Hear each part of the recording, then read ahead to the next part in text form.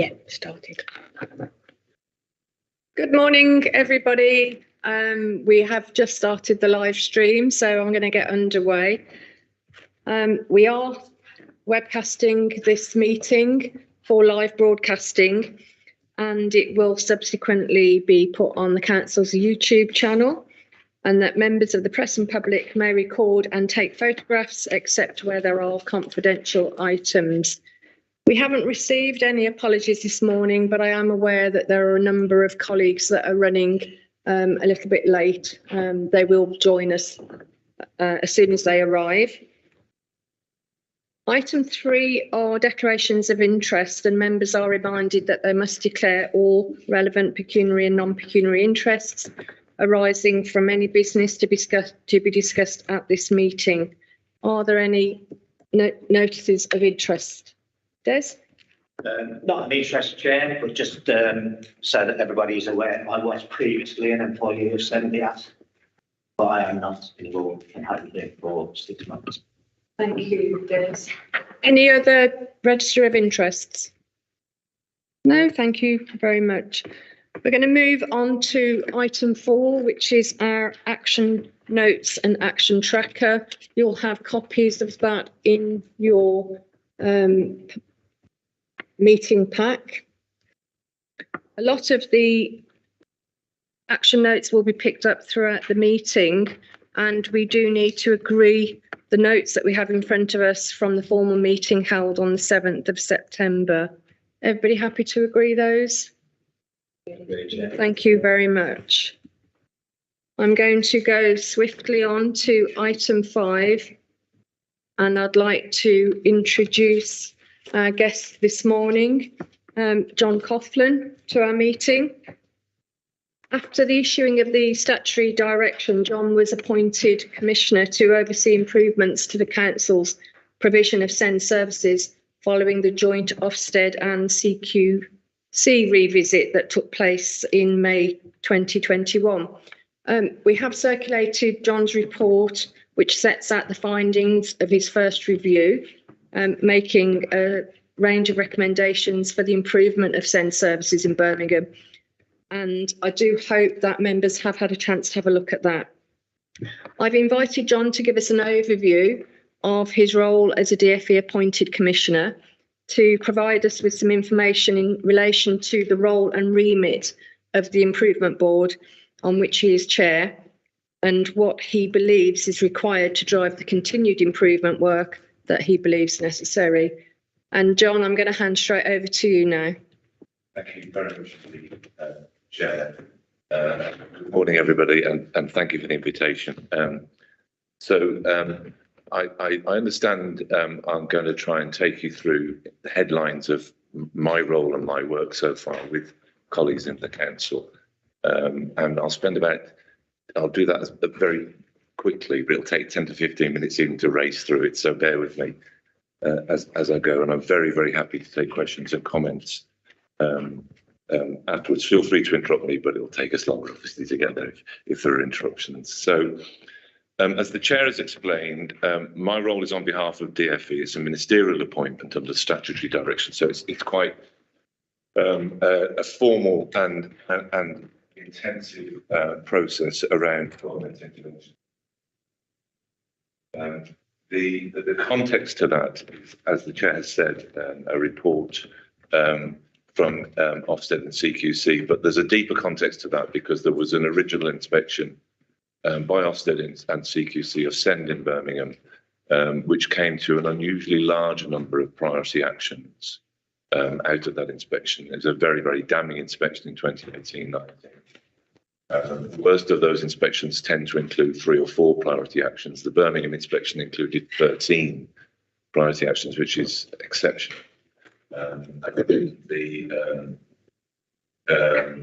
The issue with the follow-up inspection in 2021, which was the stimulation for the government intervention, was that Ofsted and CQC found that only one of those priority areas had been reasonably, if not properly, addressed. So that was a very, very serious situation. And I do think, without dwelling upon the past too much, but it's really important still for the Council to understand the gravity of the circumstances of services for special educational needs and disabilities in Birmingham. That's the context within which we.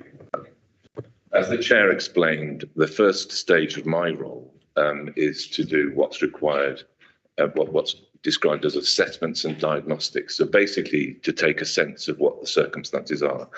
My background is primarily in children's services and in local government, and I was a previous chief executive of a local authority as well. So I'm steeped in children's services and local government.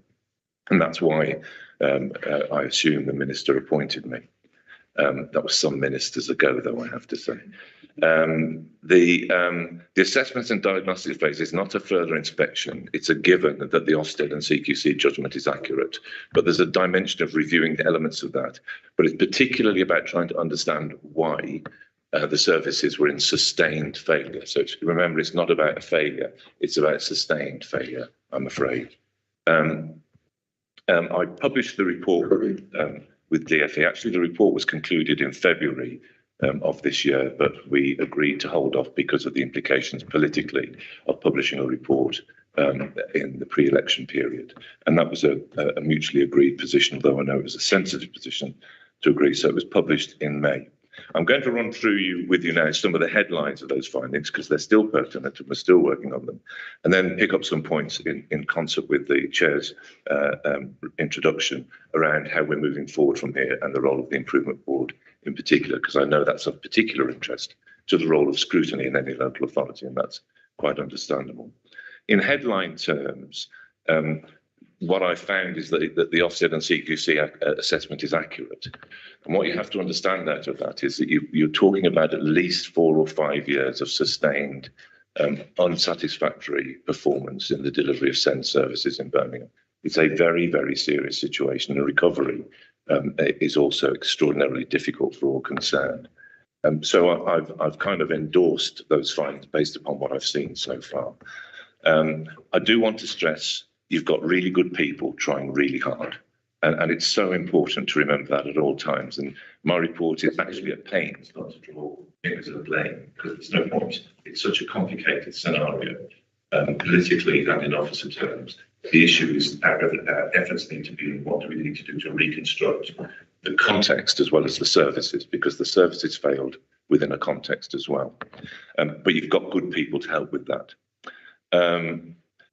Another point that I've made in terms of the strategic concerns which have contributed to the sustained failure, and most of you know this, but it's important to state it simply, is that there's been a lot of instability, and there's a simple statistic which talks to the instability within which SEND is trying to improve, which is in the 8 years since the Kerslake report, the last kind of equivalent external review of services, such that was a more corporate piece of work, but a kind of a seminal moment. In those 8 years, you've had 9 chief executives and 9 equivalents to the directors of children's services. And on one level, you can stop there with the assessment. With that level of instability at the leadership of services, you're not going to get anyone. And so one of the points I've made, and I'm really, really pleased the council's made progress on this level since then, is you've now got a substantive chief executive and a substantive director of children's services, whose role also is commensurate with the statutory definition of the role, because the DCS is a statutory role. And now you're compliant there now in a way that you haven't been for some years, and I think that's terribly, terribly important and very, very positive. I've made some comments in my report about the place of children in Birmingham. We might want to talk about that in more detail. I know that's an issue which is going to be of concern to the Scrutiny Commission. Again, I mean that not with regard to blame, but I mean that as an outsider's relatively well-informed judgment about how well the council has been able to fulfil its responsibilities about prioritising the needs of children in their round in accordance with the Children Act 2004, which is still the live legislation, and lead that partnership with children. It's the priority, particularly on children in more need. And obviously in a city like Birmingham, where you've got such a significant number of children in high levels of need and deprivation, a significant and important element of the role going forward. My report talks about weaknesses in the corporate systems, which I think are a symptom of the inconsistent leadership. So what that essentially means is that when you know you need to get something done as a senior officer in the council, it's really hard to see it through. I think that's improving by the day. I'd say that as well, because of Deborah Cadman and her team coming to grips with some of the corporate systems, which just need to become better business systems. And I think that's progressing, but it remains a significant challenge to get things done as quickly as you need to get things done. And that would apply, for example, still, I'm afraid, around recruitment. I've also made some comments about the political culture within the council.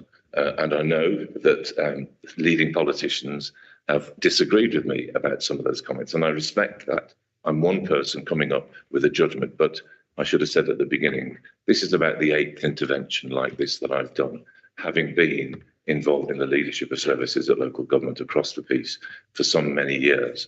I think there are issues about the tone and balance of officer-member relationships in the organisation, which I think need further work. And again, I'm really pleased that Deborah Cadman and the leader appear to me to be taking that seriously and working post the election at ways and means in which the council can stop and take stock on the way in which it works.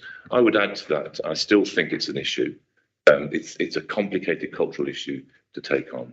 My sense is, and I'll be very honest with you about this, of the sense of adversarialism, which I know is needed in the check and balance that exists within a politically accountable organisation, but which I think needs to be rebalanced in Birmingham going forward. And I know that's going to be a controversial issue, and I'm very happy to take further questions about that. The report talks at length about service-specific issues, including particularly, and the board has been wrestling with this for some time, it's making progress, but it's still an issue.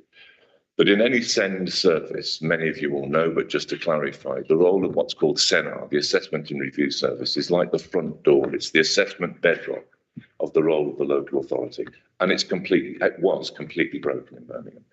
And the experience then for parents and carers in trying to deal with the council, in trying to see where their children were at and what was happening with assessments, what was happening with reviews, that experience has been dire for many parents.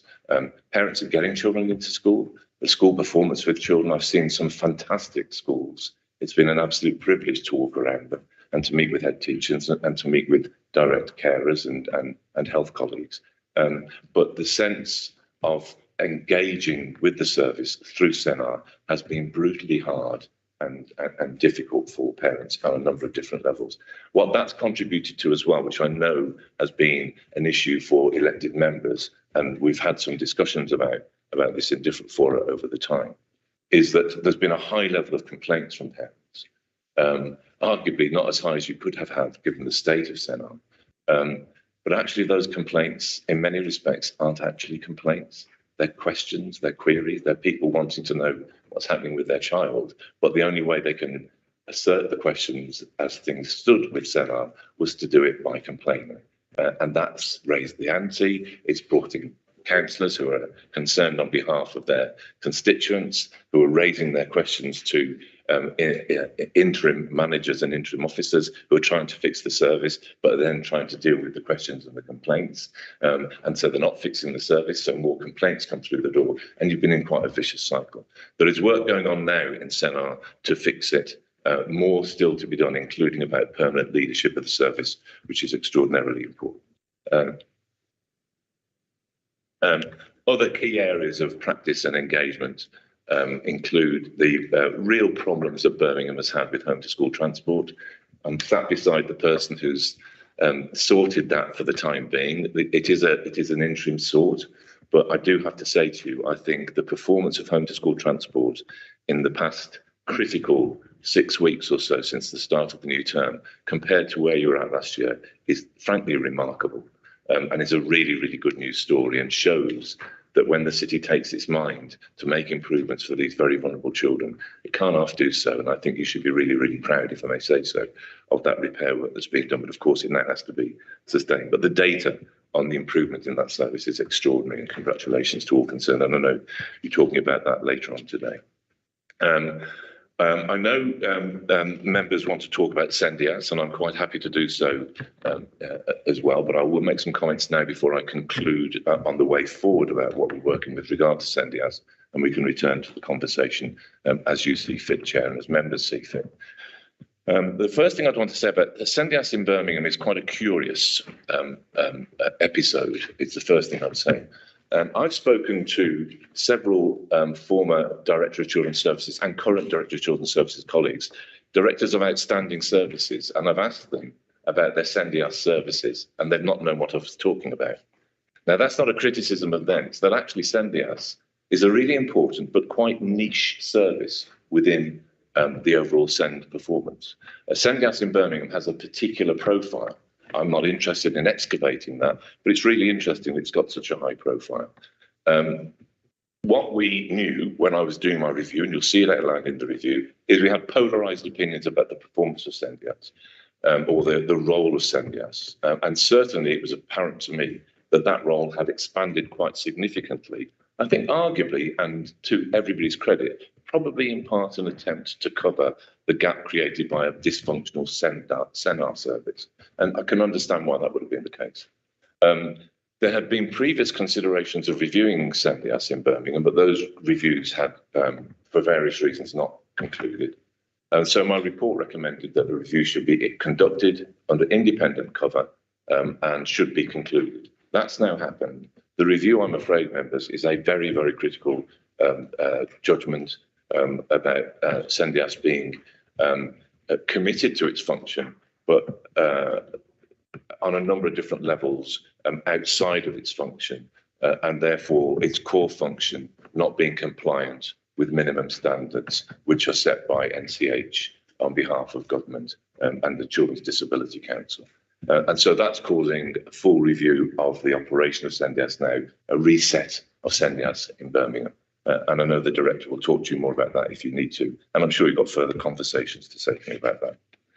My report made comments about the need for improved co-production, the phrase that's used about the way in which services, particularly for SEND, a real plank of the 2014 legislation that's taking us into the way SEND is judged at the moment.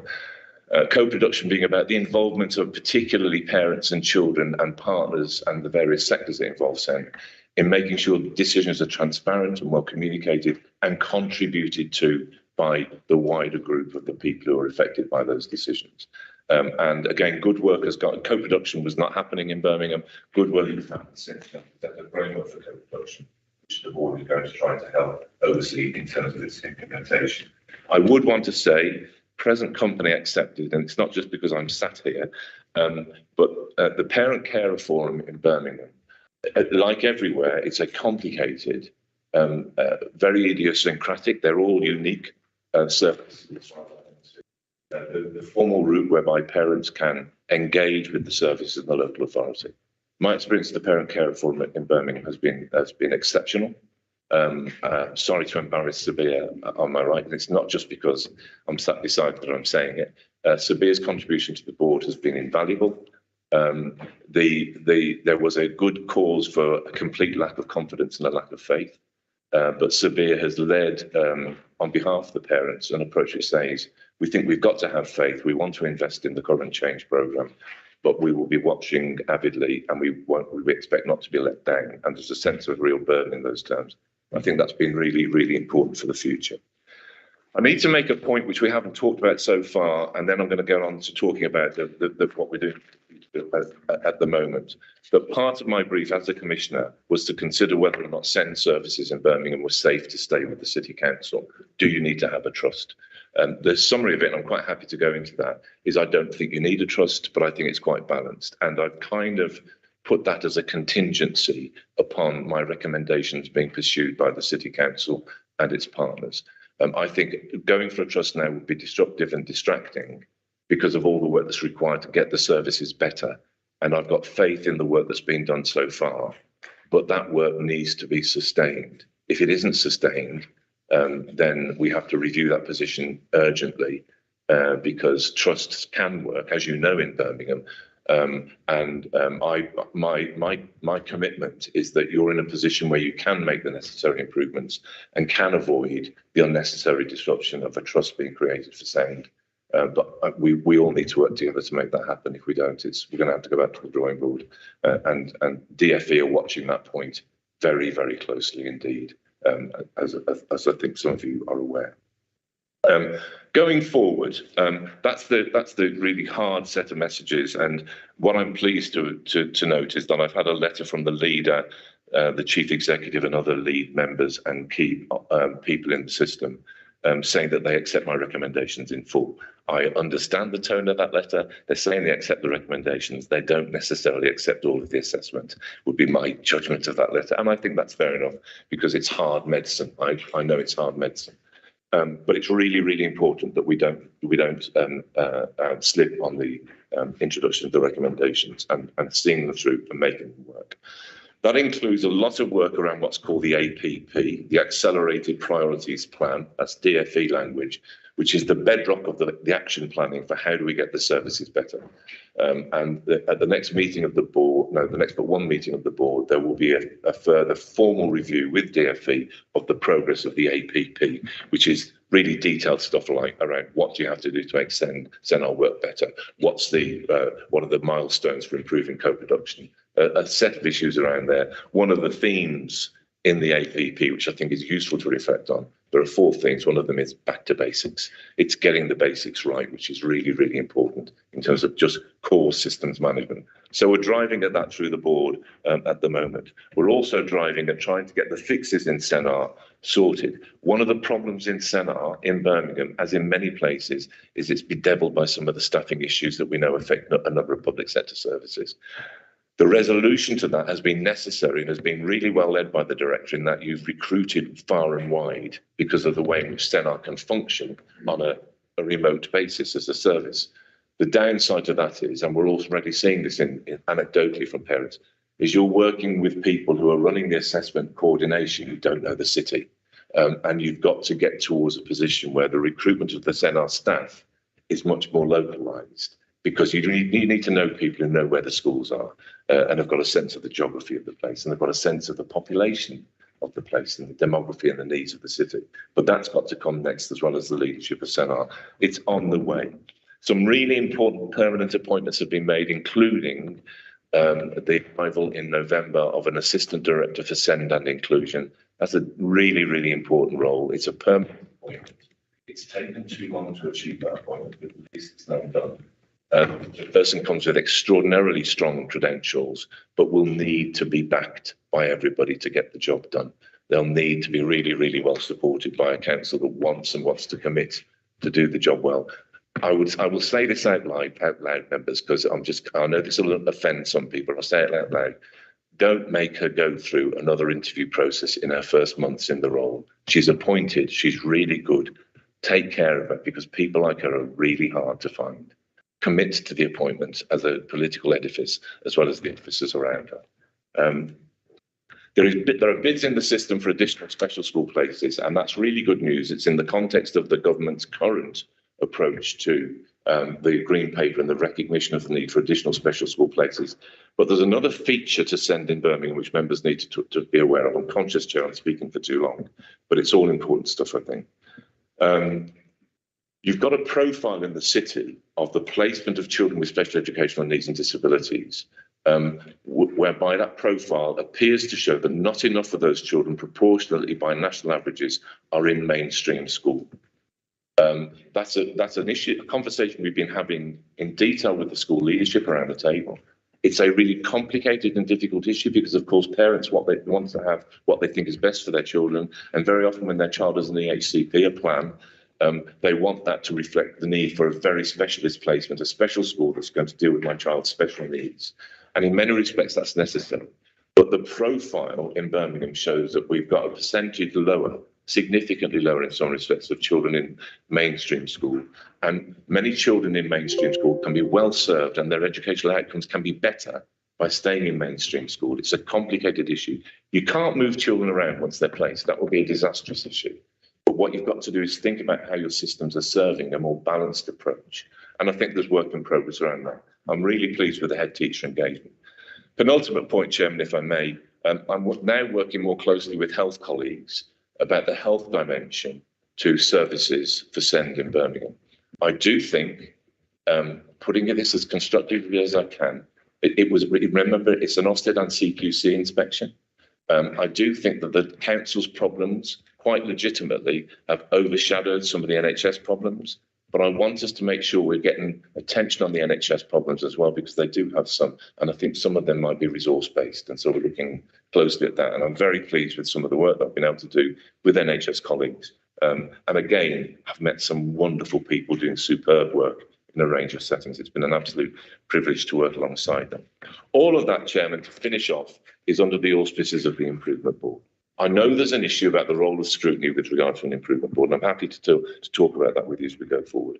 The Improvement Board is made up of a range of stakeholders, which includes, and usually in Birmingham, 5 seats for politicians. I've done 7 or 8 Improvement Boards. That's by far and away the most political space at an Improvement Board that we've had. I'm happy to go with that, but I know there are issues about how close politicians feel to the work of the Improvement Board. And we've also had to go through some quite interesting formative work, because the previous version of the Improvement Board was not functioning well, and there were issues about how well the agenda was being protected and looked after by the people around the table. I feel the Improvement Board is, pardon the technical expression, getting its mojo. I think it's starting to work well. I think the partnerships across the table are starting to work well, and it has to be a long-term process for the city. I would suggest long after you've happily waved goodbye to me, and it stays as a central edifice for your future work in improvement and services, because it's years of work ahead. But I know that you may want to talk about some issues to do with the engagement of the Improvement Board, and I'm happy to do that, Chair. Thank you for hearing me out. I know that was a lot, but I felt I needed to explain myself. No, that's great. Thank you for that detailed delivery to us. I know that there'll be lots of questions, so I did want to make sure we had some time. So can members indicate if they do want to ask questions?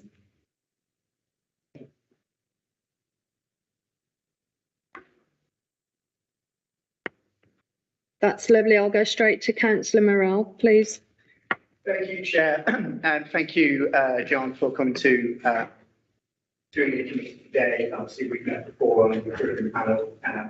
So first one, just thank you to the board for the work that you're doing. It is valued. Obviously, we've had some differences. Obviously, my role is shadow cabinet, and you respect that role. But obviously, the work that you're doing is valued in Birmingham City Centre. So I just want to put that on public record.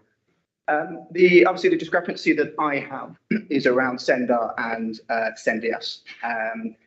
I've recently had a meeting with SENDIAS, and we've had more of an in-depth discussion about issues around the review submitted to the SEND Improvement Board. And the consensus really is the fact that SENDAR, which you've already just alluded to, actually, I'm happy that you've said, have had major issues with communication. And a lot of that has been down to staff turnaround. They simply have not had, they've had so much staff turnaround, so many interims at the SENDAR service, that when parents are going through the SENDAR service to try and get positions for their children and the ECHPs, that they end up getting stuck in limbo. And when you're in limbo, where are you going to go? You're going to go to the SENDIAS service. And so the SENDIAS service effectively has to be picking up pieces, frankly, and I'm going to say it bluntly, a crap SENDAR service in Birmingham City Council. And I feel, given the way we've explored this, that I think that SENDIAS have been taking a lot of the brunt of the work that's been done on the SEND Improvement Board with that review. And I think that's very unfair and unjustified. And when I first took on this role as shadow cabinet, we had the SEND Green Paper that was going to Parliament, which is a national picture. And the consensus there again was that the reason that you are attacking SENDIAS is because you were trying to take power away from parents and more power to the local authority, so that effectively the local authority just gets to mark its own homework. So that we have this damning report on Birmingham City Council where you failed 12 out of the 13 recommendations. And if you just kind of restructure the SENDIAS service, but then how are parents supposed to take a service like SENDAR to tribunal? So you are effectively marking your own homework. So we do have some questions about the review. And I have also discussed, obviously, with you, Chair, we would like to get SENDIAS in front of this committee so that they can have an explanation. The former head of SENDIAS did come to the SEND Improvement Board and submitted their response to this independent review. It was passed around the table to all the board members, and as the member left, the chair, yourself and the Director of Children's Services asked for that review to be taken back.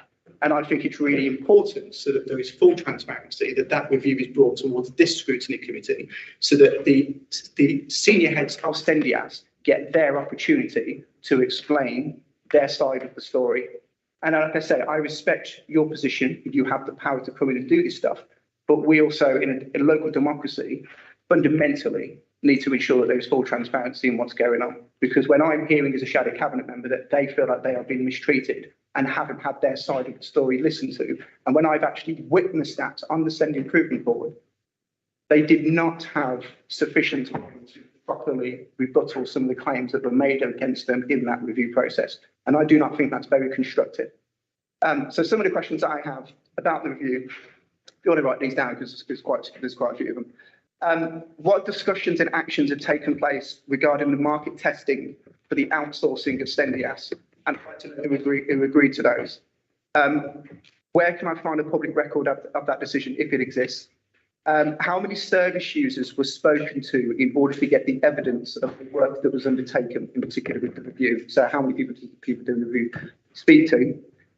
How many open cases were actually looked at? Because as I'm sure you're aware, there's many open cases that just get kicked into long grass and dragged. And again, one of the issues with Sendai and Sendias is communication. That's, again, to go back to the fundamental point, that's why so many people are going to Sendias in the first place. It's because they go back to Sendai and there's a new person, they don't know what the issue was, and we just keep going round and round and round in circles. What parent groups have Sendias consulted? In particular, we've got here the Parent Carer Forum. And what young people has Sendias support? What young people in the Sendias review have you spoken to? Have you gone out and spoken to people at actual cases to get their side of the story? And finally, of course, what was Sendias' response? I've already said there was a response, but they haven't actually had a chance to do it. So those are basically a broad theme of a range of questions that we have around the Sendias review. I'm very interested to hear your response to that. Thanks, I would also, just to finalise, just to really cement the point for a third time on this committee, Sendias have absolutely got to come to this committee to answer the questions about what's going on. And one final point, we had the DCS at the last committee that made a claim to this board that the head of Sendias agreed to the review. I can confirm that was not true. Thank you, Chair. Thank you, Councillor Morrell. I have let you go on quite a bit there. Quite a lot to go through. I think before you come in, John, I think we do need to make anybody aware that is watching this meeting that this committee are at a disadvantage in terms of we have not had sight of the review. Councillor Morrell has a seat on the Improvement Board and is party to much more information than this committee is, and is also under restriction on what information he can discuss or pass on. And I must say that none of the information from the Improvement Board has been passed on to this committee from Councillor Morrell. So I just wanted to make that very clear, because clearly there have been worries aired on this committee in terms of the Improvement Board is not under our direct scrutiny function. And we're very interested in terms of what can be done to increase the transparency of the Improvement Board in relation to how it works and who's involved. And something as perhaps as simple as having an independent chair of that board may increase people's reassurance in terms of transparency and objectivity. I will let you come back and answer some of the questions that Councillor Morrell has put. You may not feel able to answer all of them. And I will just say, Councillor Morrell, that we will be talking about bringing Sendias to the next meeting of this committee when we get to the work programme. Thank you, John. Thank you. Thanks, Kate.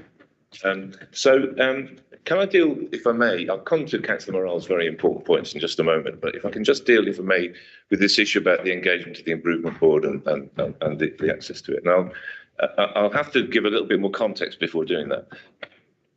I would say to you that I observed the last meeting of the previous version of the Improvement Board last September before I was fully appointed. I was pretty appalled. I thought it was a dreadful meeting, if I'm honest with you. And what's more, what was very clear was that the content of the meeting was being flashed around social media with various comments and opinions almost immediately. The officers who were trying to do the work felt that. I made a plea right at the beginning, and I have to say, your predecessor in the role on behalf of the Conservative Group, I think was very, very constructive and supportive in that arrangement. I said to members and I said to all parties, we've got to do this business. It's really difficult. It's really sensitive. We do it around the table. We work in proper business-like terms. There's a political engagement, but I want the politics not to be drawn in. And let's keep politics out of children's services.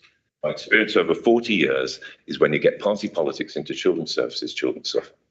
In any kind of direction. And I'll stand by that. I actually have been hugely impressed with the political discipline since that early time, and I'm really grateful to it for all members of all parties. And I think that's been really helpful. I do think I've needed to be quite disciplined in my role as chair. And I do think actually on many levels I am an independent chair, although I'm acting on behalf of the Department for Education, so you might query that independence. But I've got to return to a headline point here, colleagues, which is a difficult one to say, but put it bluntly, you're in intervention. And you're in intervention because the services across the piece were failing catastrophically children in Birmingham for several years, and the prospects of them improving is not good or wasn't good at that stage. So we needed to get ourselves together, and I think we've done that, and I think we're maturing in terms of political engagement. And since we spoke, Chair, very helpfully, I think, I've done some further sounding out about this. As far as I'm concerned, 5 political places at that board, which is what I would call crudely a doing meeting. It's there to get things done. And no disrespect to politicians, but that's not your role in terms of running services directly. 5 places is probably a bit too many, but I'll stick with it, but I won't have more.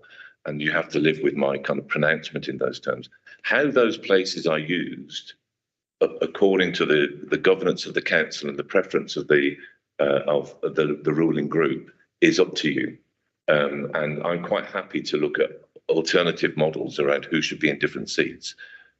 What has been said to me quite properly with regard to scrutiny is because the role of the board is so direct in terms of activity, there's a question mark around how scrutiny involves itself in the role of an intervention. And we've had some conversations about that as well. I'm open for those conversations going forward. But there's also a question as to whether or not, for example, scrutineers can be close to decision-making and operations, because then you're scrutinising yourselves. And that's a challenge to be thought through as well. But I'm open to consideration. I'd also like to look at ways in which we can maybe open up now a bit more openly and transparently, because I want transparency. For example, the minutes or the action notes of the meetings, or do some approach to debriefing about the meetings. And I'm very happy to do some of that. But so Chair, I hope that's a useful kind of pick on the point around the role of the Improvement Board. But you're not going to get the chair change with DFE agreement. I might have days when I would rather you could, but I don't think it's going to happen. You're in intervention, members. I just have to say that to you very, very clearly and repeatedly. You're in intervention because your services were failing catastrophically. And I can't say that often enough. And I think that's an issue for me sometimes as well.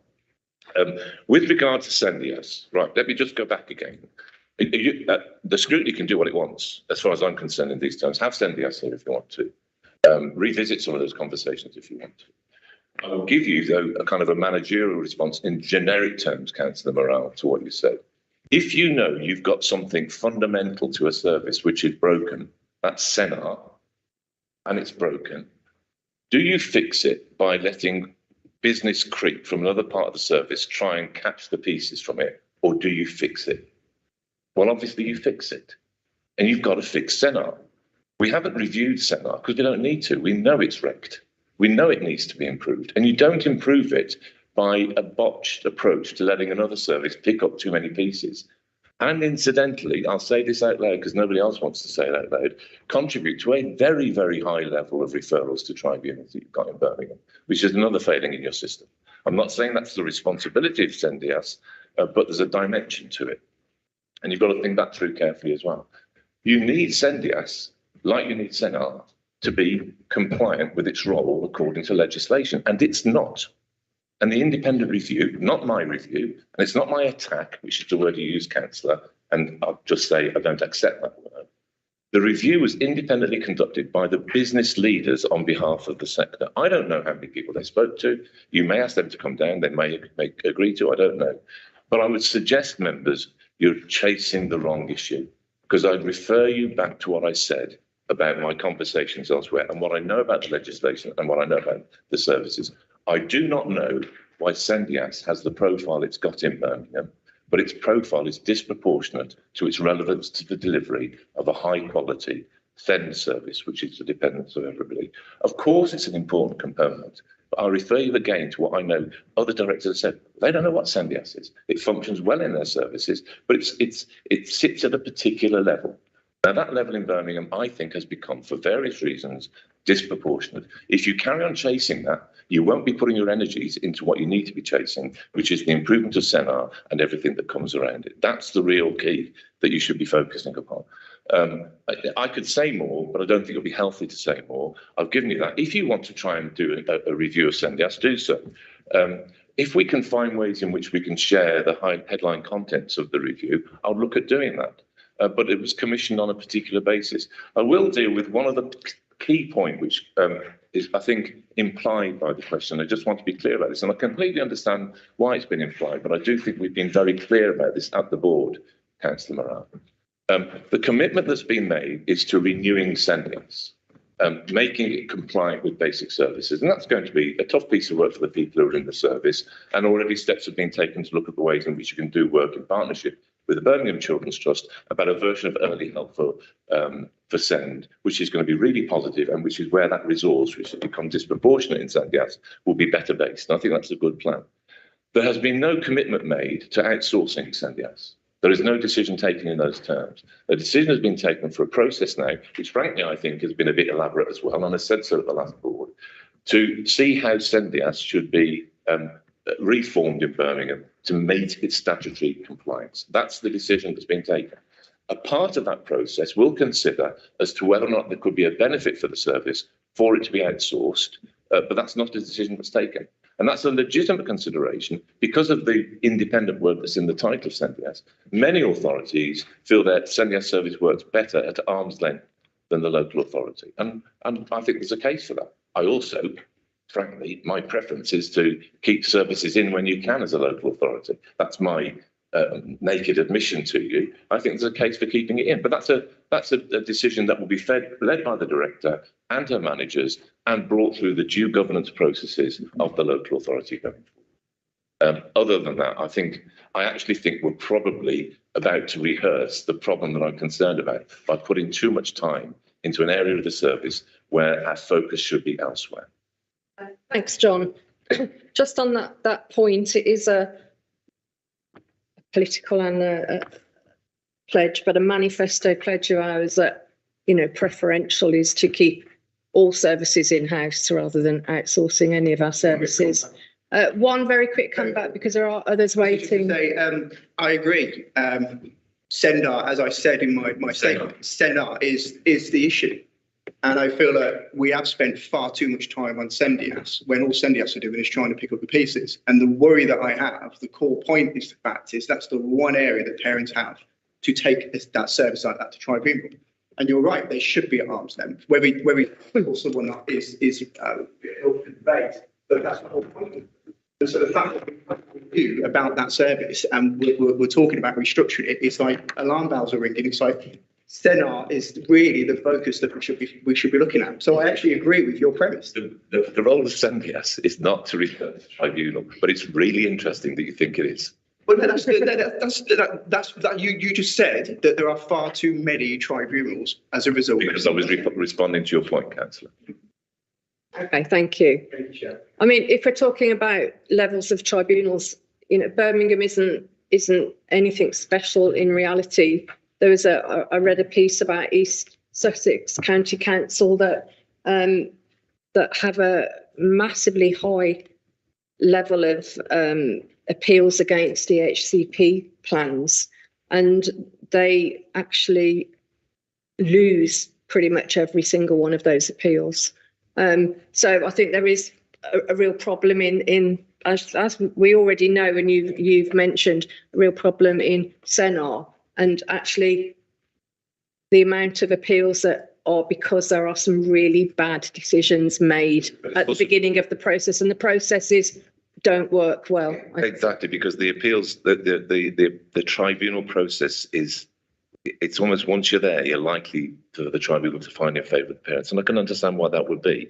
You need systems which are going to legitimately and constructively give parents confidence not to go to tribunal. Yeah, and I think we'd all agree with that, John. Councillor Clancy. I've been pipped at the post with my question, but so I don't want to really overrun because we've discussed a lot, but it was around the review and about transparency really and the governance from the scrutiny perspective. Because I was going to say, John, we're slightly at a disadvantage sometimes. I mean, I've sat on education back in 2015 and then politically we get taken off, we get put on another committee, we come back, we take our eye off the ball, we look at things, we dip in, we dip out. And so it's not an expert field for me. I mean, you'd quite clearly win mastermind if you were on that chair now. And, you know, I don't doubt that at all. So from just looking from a governance, from the hierarchy and where we are in the pecking order and where we sit, and I'm not dumbing down anybody's intelligence in this room, it's probably far beyond mine. But as somebody who's seen it and been there and done a call-in on home to school transport, and I've been there in the ripples and the troughs and the peaks. And it is difficult at this level to really get to know what an improvement board would be saying or doing. And do I really want to know all the detail? Because quite frankly, I'm not paid to do it. But from the perspective of we do have constituents, we do have residents, it's filters through, it affects what we talk about, and it goes across the board, as we know. So from a governance and transparency, and you touched on it actually earlier, Chair, about having that site, that visual on it. In your opinion, in your expert opinion, at this level with the members we have in the room, what should we be scrutinising for the years? I mean, obviously the chair, the cabinet member, there's the portfolio that we look at, and there's so much in the mix, there's so many ingredients in it to make it valuable from our perspective. Really, where the improvement board sits, where you sit, DFE, improvement board, Sendia, SNR. What should we really be focused on? Because often, my experience, we get reports come through, they look glossy. It's not what's in the sentence, it's what's in between. And it's often very difficult. But from a scrutiny perspective, and I've argued the toss on homeschool transport, I sat with officers I didn't really know and had a massive headache for 6 hours after, telling them the policy was wrong, and it went ahead anyway. And we know the history now. But, and I stand by that with a colleague at the time, it is difficult for us to know really what to scrutinise and what is really being done for the positive aspects of the city. So we know you've been quite honest today with what is wrong, but we need access to that at a particular level to be able to scrutinise it. I think that's a vitally important question for this. I think it's a really difficult question. I'm going to come to it, but it's just occurred to me. I just need to say very, very briefly one point, not for engagement, but just to say it, because I didn't say it at the time. Councillor Morale, you've made reference to the board and my chairing of it at the time of the Sendias review. Just to be clear for the record, I do not accept what you said about my handling of that meeting. So just to be very, very clear. Talk about it outside of the room. Very happy to do it. Wait, was you in the DCS? No. I've just said to you, I don't accept what you just said. And so I think you said it, and I said I don't accept it. So let's leave it at that for the time being. So are you going to, yeah. So I think it's a really important question. So I understand the frustrations that you may feel, particularly when you've got a failing service. And there's a couple of points I'd make back to you, Councillor Clancy, if I may. In the context of what I've said about my concerns about the political officer culture in Birmingham, which I do think is a complicated, and everywhere it's an issue and everywhere it needs to be set and considered. But one dimension I think that's come out of that, my understanding of it, is I think members at different moments in the Send story in Birmingham were catastrophically looked down by the way in which they were briefed by some key officers. And I don't blame that, because I think it's been an extraordinarily difficult service to lead in extraordinarily difficult circumstances. But I can well understand why certain individual members would be very, very angry about the position they were left in by poor briefings or actually inaccurate briefings. And I know why those briefings were made. I think there's an issue there which needs to be thought through in the right circumstances going forward. So I get that and I can understand it. And that includes being told things were fine when they categorically weren't. And I understand that. And that's why I'm going to err on the side of saying what the problems are from my role, partly because it's easy to say that, but it's also important that you've got a really strong sense of how far we've got to go. The second point to say in answer to the question is to repeat the point I made earlier, but I've had exchanges with officer colleagues involved in scrutiny about the dilemma that we've got here. And it is a dilemma that what government won't do is say to an authority, your governance systems have failed in the delivery of these services. So in our improvement of the services, we're going to let your governance systems oversee the delivery directly. And that's the kind of the tension that I have to work in the space of. My view is that the improvement journey includes much increased transparency and engagement in the due governance process, but we're not there yet. I'm very happy to do this as often as you want me to, as part of my role with Birmingham while I'm still with Birmingham. I find this constructive and helpful. I can't tell you all the detail around this table. I don't think we're at the point where the Improvement Board will be an open session for a good long while. And in many ways anyway, the Improvement Board is a management board. You don't have the public in management boards. You don't have members in management boards all the time. I do want to look with you at ways in which we can improve the communication, and Sabir will say to you, communication is one of the bedeviling issues in SEND in Birmingham anyway, but the communication between the board and yourselves through the lead member and through the DCS as we go forward. I think and hope when we get past the review of the APP that happens in December, which I mentioned to you earlier, we may be in a stronger position to look at ways in which we can improve that transparency and look at ways in which we can improve the due role of scrutiny to oversee improvement in its services. But I'm saying to you, I don't think we're there yet, and it's my job to say so, or otherwise I'm saying so. Thank you, John. Councillor Hughes. Thank you, Chair. I'll try and be as quick as I can. There's two things that concern me. One is the rate of appeals that we've alluded to earlier is rising. It's rising at quite a steady rate. That's one of the key indicators in the APP. I think the rate of appeals has probably gone up by about 50% over the last few years. It's a significant increase and an ongoing increase. One of the biggest concerns for me about that is that because the rate of appeals is so high, if somebody submits an appeal now, it probably won't be heard until September. Now, we've talked about the rate of appeals. The parent has 8 weeks to decide whether to appeal or not. So the local authority makes a decision that the parent disagrees with, and in over 90% of cases, the tribunal agrees that the decision is wrong. So this isn't parents just like taking a chance. They're trying to get what they're actually legally entitled to. So they have 8 weeks to decide whether or not to do that, to object to a decision that the local authority has already got wrong. So the idea that a parent to say, well, OK, you've made the wrong decision, but I'll leave it with you and see what happens, when the potential is that they lose that right of appeal. So again, I'll come back to the decision making. That has to improve. Because appeals do take so long to get to a hearing now, if an appeal is lodged today, the local authority has 8 months to sort this out, to stop it going to an appeal. So I don't understand why the number of appeals is seen as an issue and not the decision making. Broadly speaking, a few years ago, I think Senna had something like fewer than 40 staff. I'm told it's about 180 now. So there is a massive increase in the number of, and yet, for instance, the number of EHCP, the number of assessment requests, the number of EHCPs issued on time is falling. It's not going. And just a concern one of my colleagues brought to me last week there is now a tendency in EHCPs to name mainstream by type as the school. Now, I find that incredibly worrying, because that in itself is absolutely bound to drive the level of appeals. I cannot understand why, in the particular case that brought to my attention, even the current school wasn't named.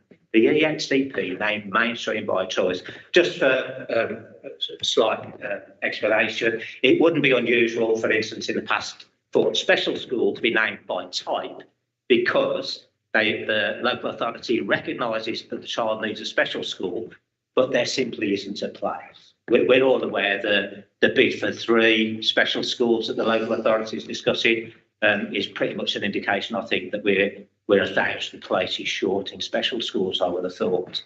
So the number of appeals isn't coming down, and it seems to me that CENAR is taking part in behaviour that is designed to actually increase the number of appeals. And the only assumption I can come to is that they're doing it to try and increase the number of assessments that are done on time.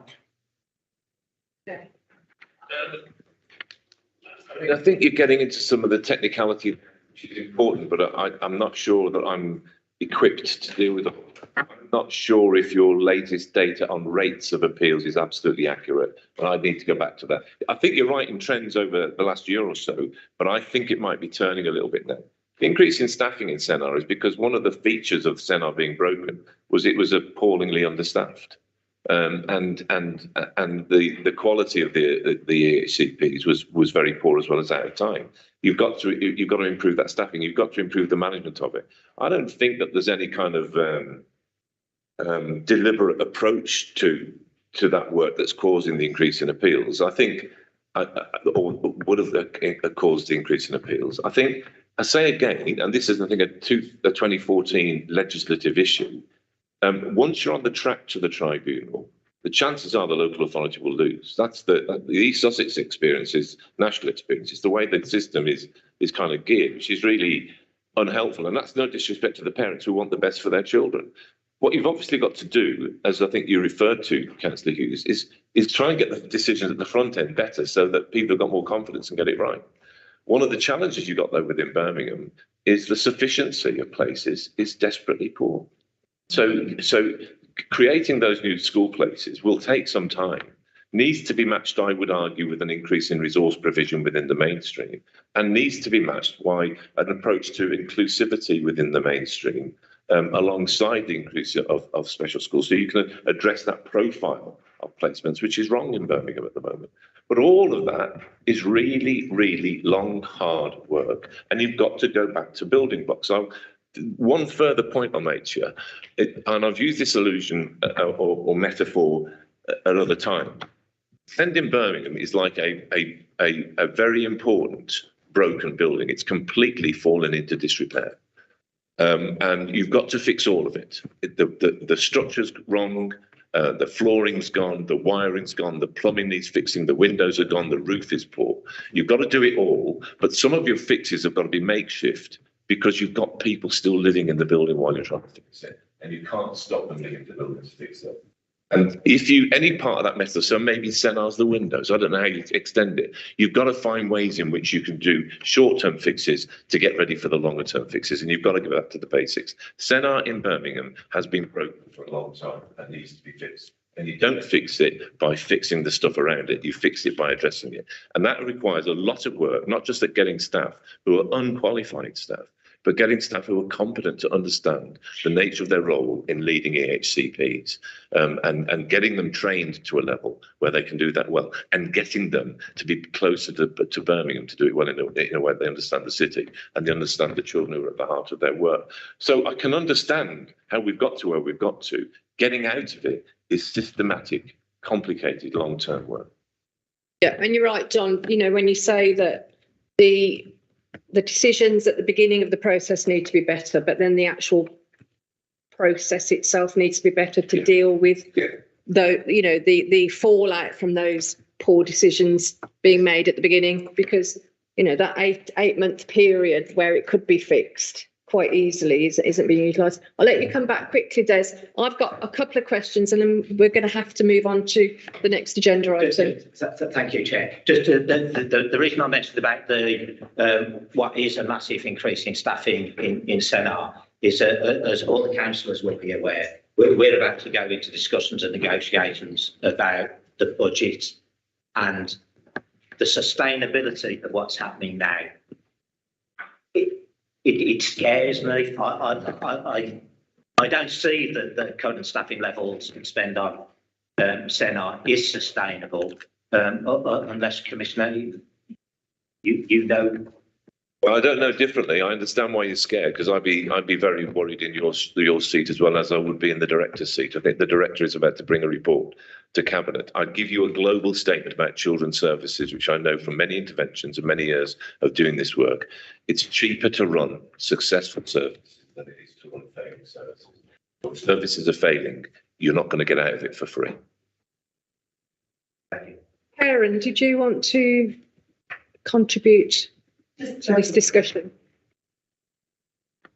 The greatest gift I've had in doing this job was that John's report came out in the same month that I was appointed.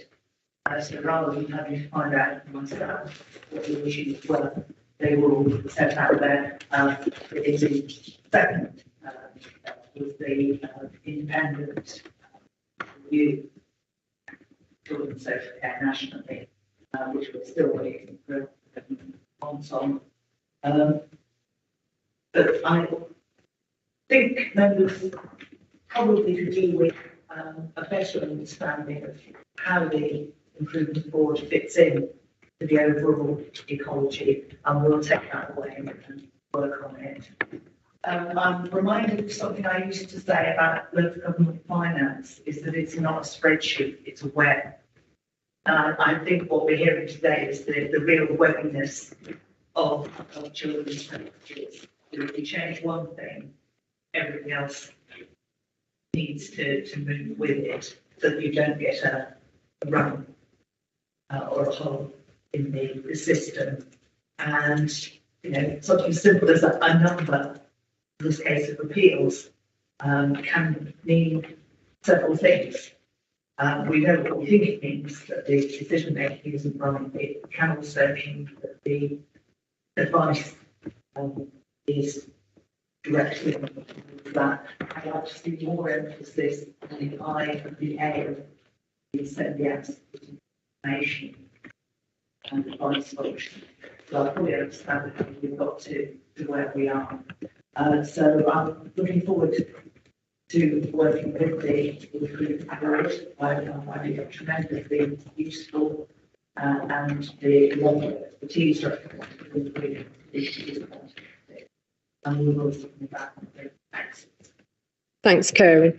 John, just a couple of really quick questions from me on your report recommendations.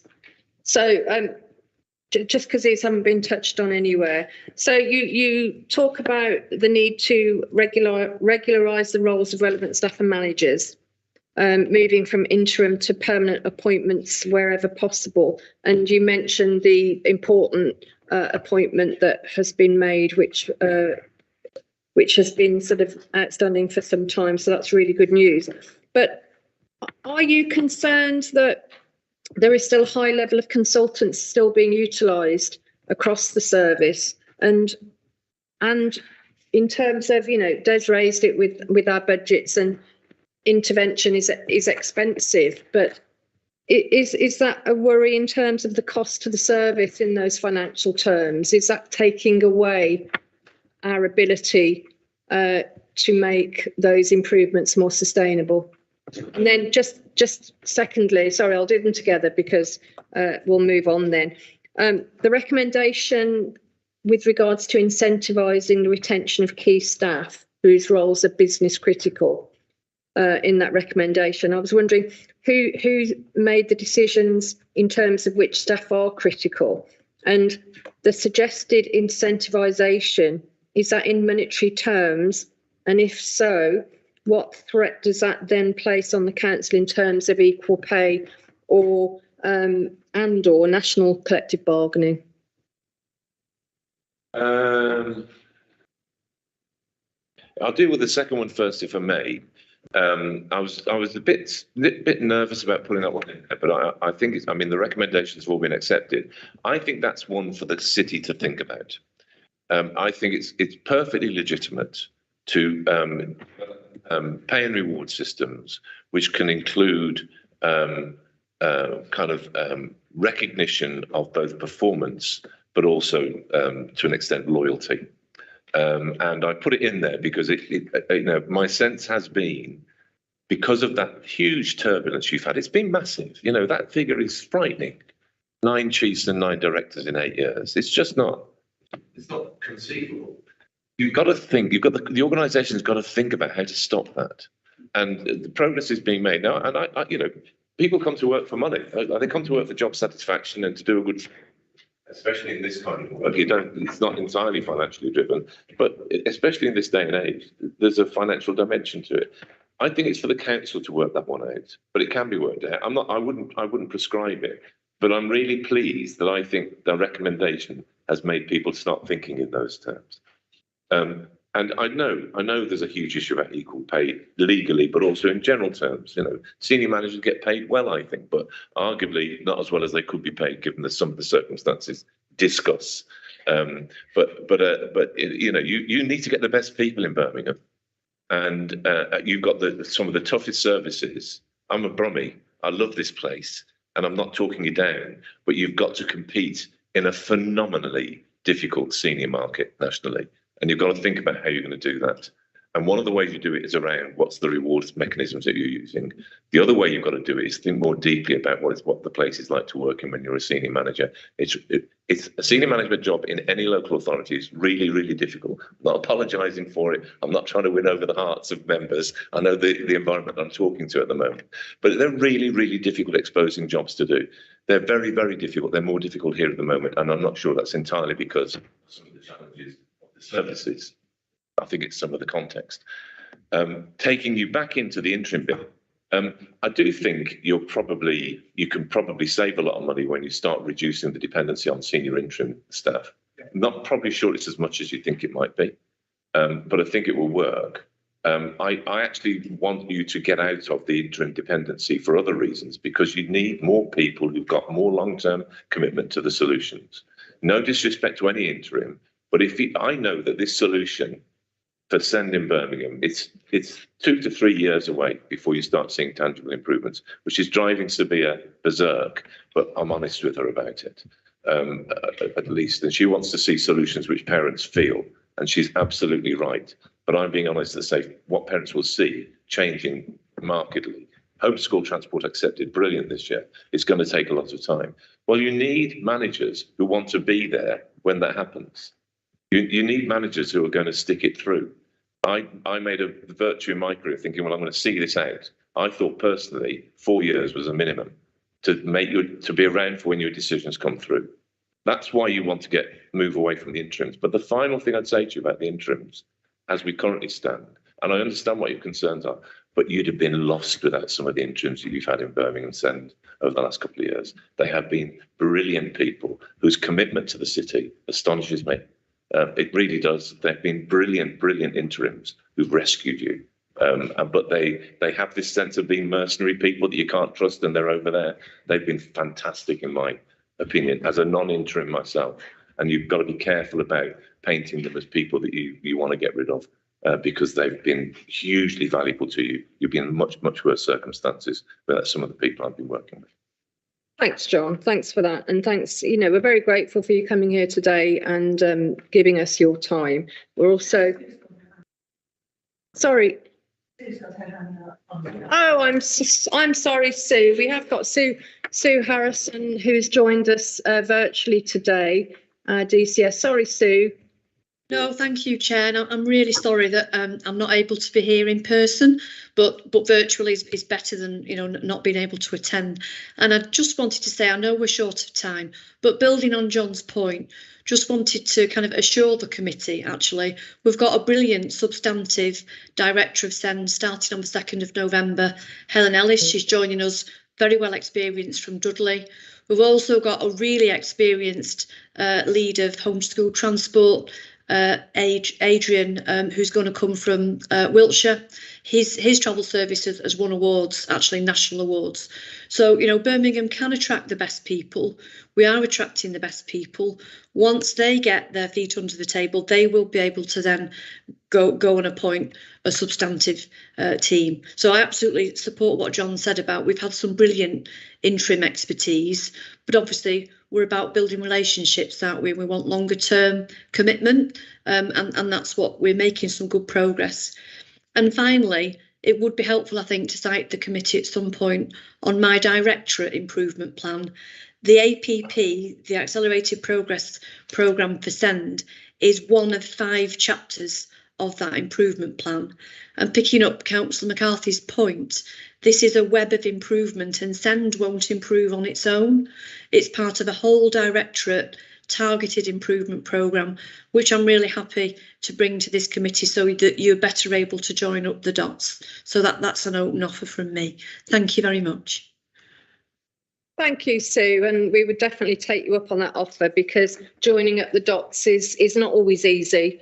And, you know, we're very grateful for any help and information that you can provide to help us do that, because all of us on this committee, you know, we're here for the same reason, and we want to work with you to ensure that our children get the best possible services that Birmingham can deliver to them. Just going back to yourself, John, you know, I'm very grateful for your commitment to look at and think about and see how you can work with us in terms of our governance systems to increase the transparency around the improvement board. I'm happy to, you know, to have further discussions. We would very much like to have you back to scrutiny, maybe early next year, to give us an update of the work that you're doing. Hopefully by then we'll all be a bit more aware of what's going on. Certainly, if we, you know, if you could start sharing the action notes or minutes in a way that you feel would be would fit in and would meet some of the concerns that you have, I think that would be a really good first step for us to feel like we have got sort of sight of something, and I think that would be really useful. So yeah, thank you very much, John. We look forward to welcoming you back, and of course you can. Yes, I was just about to say you're more than welcome to stay with us. I'm going to move swiftly on to homeschool transport and welcome John Elsgood, who is the interim lead children and young people's travel service. And as you know, we also have Sue Harrison online virtually, and we also have, excuse me, grabbing my notes, Victor Roman, who's also. If I move on to my first slide, I'm going to just run through a few headlines, give you a bit of updates on what we've seen over the last couple of months, and then I'll talk a little bit about what we're doing in the future, and then I'll happily take some questions from yourselves as appropriate. So I think it's fair to say, and thank you for the kind words, John, actually, that significant progress has been made this year to mitigate the issues that we had experienced in kind of academic years 20 and 21. We obviously took a lot of time preparing for this, and we built an operations centre in Woodcock Street during the first week of term to really make sure that we could deliver the homeschool transport service in the best way, the most agile way, as we were sort of hitting that most riskiest period of time. And we had an open offer actually to elected members to come and visit us, and I was delighted to welcome Chair and Councillor Hughes and Councillor McCarthy, who came and visited us and had a little look around the operations centre that we ran. I was fortunate enough to spend some time working on the Olympics and kind of mirrored a little bit of what we've done there, so it was a really slick operation. And actually the preparation that we saw and that work that we did kind of delivered itself in terms of the KPIs that you can see at the bottom. So on the first full day back at school, which was Wednesday the 7th, we saw that 99.5% of our routes ran successfully. So we transport over 4,500 children every day across more than 1,000 routes. On the first day, we saw 99.5 of those routes running successfully. The second day, we saw 99.7. And then after that, we saw a 99.9% service performance. So we're really, really pleased to see that. If I jump on to the next one, thank you. So continuing on those headlines, and we can go into detail afterwards if you want. Yeah, we actually got some really great feedback from a whole host of our stakeholders. It was lovely to get some great words from Sabir and colleagues from the PCF. And actually, some of the special heads spoke to us afterwards during their special heads forum, where they were, really kind to us and the feedback that we received and feedback that they received from parents. I think we have recognised that communication is key. That's communications with families, it's communications with schools and our transport providers. And I think it's fair to say that that's significantly improved. We've used a network here with the PCF. We've used the channels that we have available to us. We even managed to navigate 2 postal strikes, which threw in a couple of hiccups, but we were able to do that. So I'm glad to say that the communication there across those 4,500 children was far greater than it had been. And we also saw that the press and social media activity was notably down in previous years. And hopefully you saw that yourselves through the constituents and residents relationships that you have. We definitely received fewer inquiries and complaints. And some of those complaints that we did receive, and of course, over 4,500 children, there's always going to be a couple of bumps in the road. Where those complaints came in, we dealt with them swiftly, promptly, empathetically, and to a satisfactory resolution. So that's all very well and good where we were in September, but we're not going to rest on our laurels. For me, it's about continuous improvement, and we are already on an improvement journey. That improvement journey launched in March 2021, and we have real management grip now to make sure that that improvement sees some tangible benefits. So there is a governance process in place, a monthly board that drives that change. And as you would expect in any project or improvement journey, there are work streams that delve down into a number of themes. So we're looking at our contracts and our commercial management, we're looking at our financial efficiencies, our policy, our organisational design, and our communications. So we have strengthened the management team. And we're doing additional work now to transition into that more permanent organisation design and to drive the culture within the team, as we have been doing already over the past few months. But we're really trying to strengthen that and build permanency with it. And we are continuing to build better ways of communicating. So yes, we have seen some improvement, but as I say, you can always get better. So we're creating better focus groups and certainly better feedback loops, so that we can co-create with our children, our parents, our carers and our suppliers, and make sure that we are more agile and nimble and able to deal with those queries and concerns as they come in, head them off at the pass, and therefore they don't become complaints or issues. So, as Sue mentioned earlier, we've made an appointment to a new assistant director, and he will be joining us hopefully in the new year. Well, in the new year, sorry. He'll be joining us for 2 years, again bringing some permanency into that role. He has a wealth of experience in the home to school transport. I've met with him already. He's a really great guy, and I'm sure he'll be looking forward to meeting you and talking through his plans. In terms of continuous improvement as well, and I know this is something that members have been quite rightly wanting to talk about in the past, we are strengthening our DBS assurance. Again, we've ensured that we start to bring that a bit closer in-house. We're going through some improvement processes there, and we'll be undertaking those DBS checks internally by Birmingham City Council. We're just going through some training programs to make sure that we do that in the right way. And as I mentioned at the start, we will have hiccups. There will be bumps in the road. It's 4,500 children.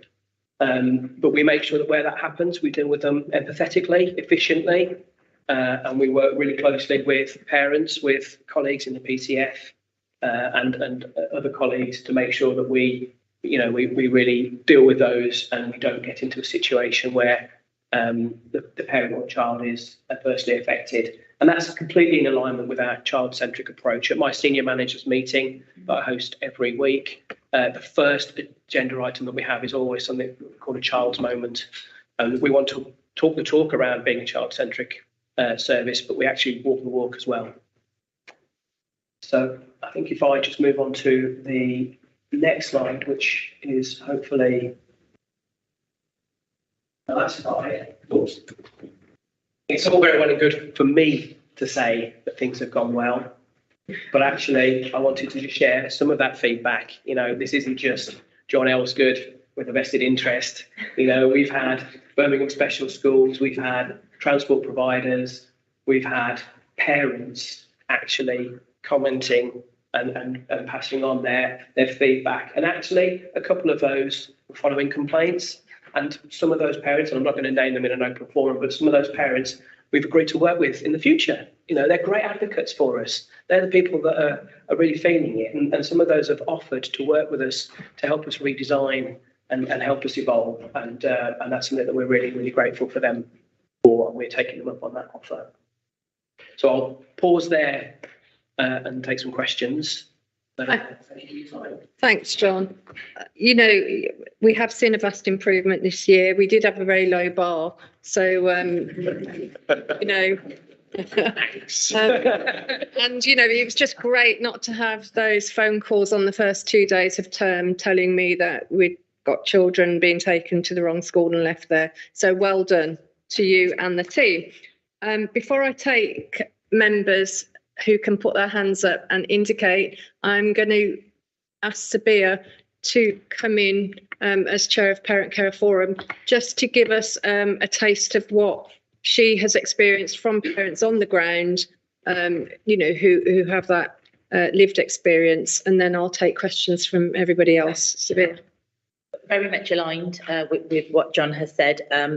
I think a fascinating aspect of this has been there's around a cohort of parent in Birmingham who is very much, well, these are just disgruntled parents and they're just going to be perpetually annoyed with everything. And actually a lot of the positive comments that came were from parents that have had a pretty rough deal. So I think, you know, there needs to be a degree of understanding that as parents we are at the end of a sustained and systemic failure of services.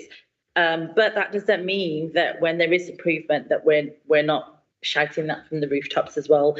And actually I did say to John that, you know, do share these comments. Parents are happy for those comments to be shared. And I think this is a real feather in the cap, because actually most of us around this table know how bad that service had got. You know, we've met in a similar room, and it really was as bad as it could be. So I think to have turned it around in the space of time that it's been turned around is really something amazing. And there have been blips along the road, like I say, with the postal strike and such things. And just on a final note to say that John's and his team's communication with the PCF is absolutely excellent. You know, even if it's just a quick call while he's on his way to lunch, bless him, but he keeps me in the loop, keeps the team in the loop.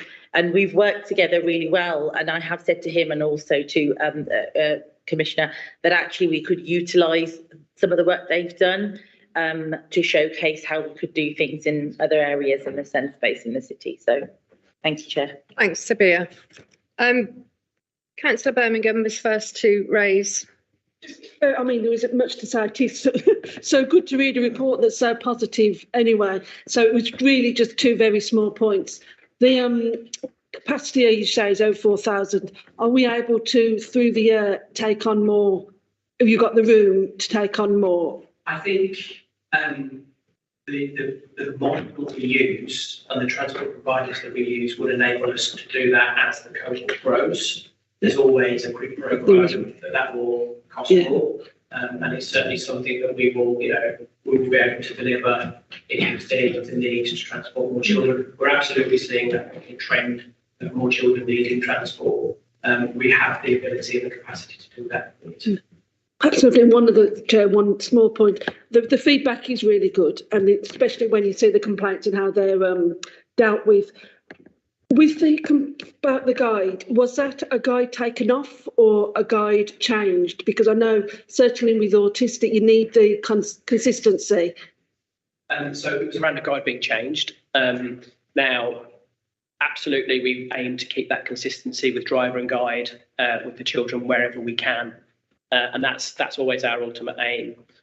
Sometimes guides will retire, guides will move house, guides don't want to work here anymore. There may be a whole host of reasons. And it could actually be that sometimes we have to move a guide because of just the routing that we're doing. And we absolutely try not to do that where we can, but sometimes it will happen. So, of course, there's then a knock-on effect to the relationship that the child has with the new guide. As I say, we try and keep that consistency where we can, but it's not always possible because of those reasons I've just mentioned. If you know it's happening, then you can have the two guides on and introduce them. Absolutely. Yeah. Always aim to do a meet and greet with the guide and the child beforehand to make sure that they start to build that relationship. I think, as I say, it's important that we try and keep that consistency where we can, but sometimes it's not always possible. But where that's the case, we can have a conversation with the parent and the child and the carer, and we can explain the reasons behind that. And that's what we've tried to do. So, we would always try and keep that consistency, but it's not always possible. Okay. Thank you. Councillor Jan? Thank you, Chair. My question is, and hello, and just want to say I'm really impressed with everyone with how everyone's working so well. And my question is, if a young person has, I'm going to provide an example of going to the school, and the driver refuses to take the individual for whatever reason, or if the child's being a bit aggressive or is likely to win, how long does it take to get this resolved? So individual cases will be different. Obviously, when we hear that there's been that kind of issue, we would work really quickly to resolve that as soon as we can. If we could turn it around in 24 hours, there may be extenuating circumstances that don't allow us to do that. And if there's a longer term pattern and the child's behaviour means that they can't be on that particular journey anymore, then we'll look at alternative solutions where we can. But again, it can take 24 hours, it can take a slightly longer to stand up a new arrangement. We will obviously work closely with our transport providers to make sure that they're able to deal with those sorts of situations, but each case can be individual, and it depends on the risk assessment of that child, depends on the alternative routes that we can provide, or it depends on whether we can have to, or are able to deliver a solo occupancy type journey. Again, each one of those has sort of limbs that come off it that will have consequences, but each one of those we can look at on an individual basis, and we try to take it as quickly as possible. For us, we want to get that child to school. It's important that they're at school, so we wouldn't dwell on it, but there is no average. That's fine. Jumping in. Okay, yeah. Can I just add on to that, Councillor Jan, that previously and now there's definitely a higher sense of urgency in those sort of scenarios. So that was something that was an issue where you've got a parent waiting with a young person at home in the morning and they're not able to get hold of anybody. And our experience as PCF and the parents that we represent is that there is a larger degree of urgency now from the service that we're aligned with. This is a desperate situation that needs to be dealt with right now. We can't wait hours and hours. That's definitely something that we've seen. Thank you. Councillor Arthur? Just to say that this is a significant improvement, but on the numbers that the service is dealing with, even success rate of over 99% means that there are families who had a bad experience on one or more days, and we never underestimate the impact of that, whether it's a new parent family to the service, we think they can't trust them, told, or somebody who's had a bad experience in the past, is told it was going to improve, and thinks that isn't happening. We really do appreciate the stress that puts them through, and hear John talk about how quickly they've been able to resolve the problem. Really encouraging. Councillor Clancy? I've got everybody on the list, so I will call you in. Thank you. Obviously, reputationally, anybody looking at Birmingham, thinking of coming to Birmingham, investing in Birmingham, wanting jobs in Birmingham, they've got children that need home to school transport. The reputation was in the mud, no doubt about that. And what we want to do as a city is obviously attract families. That's what we want. And that's whatever that comes with, whether the children have got disabilities, needs, however.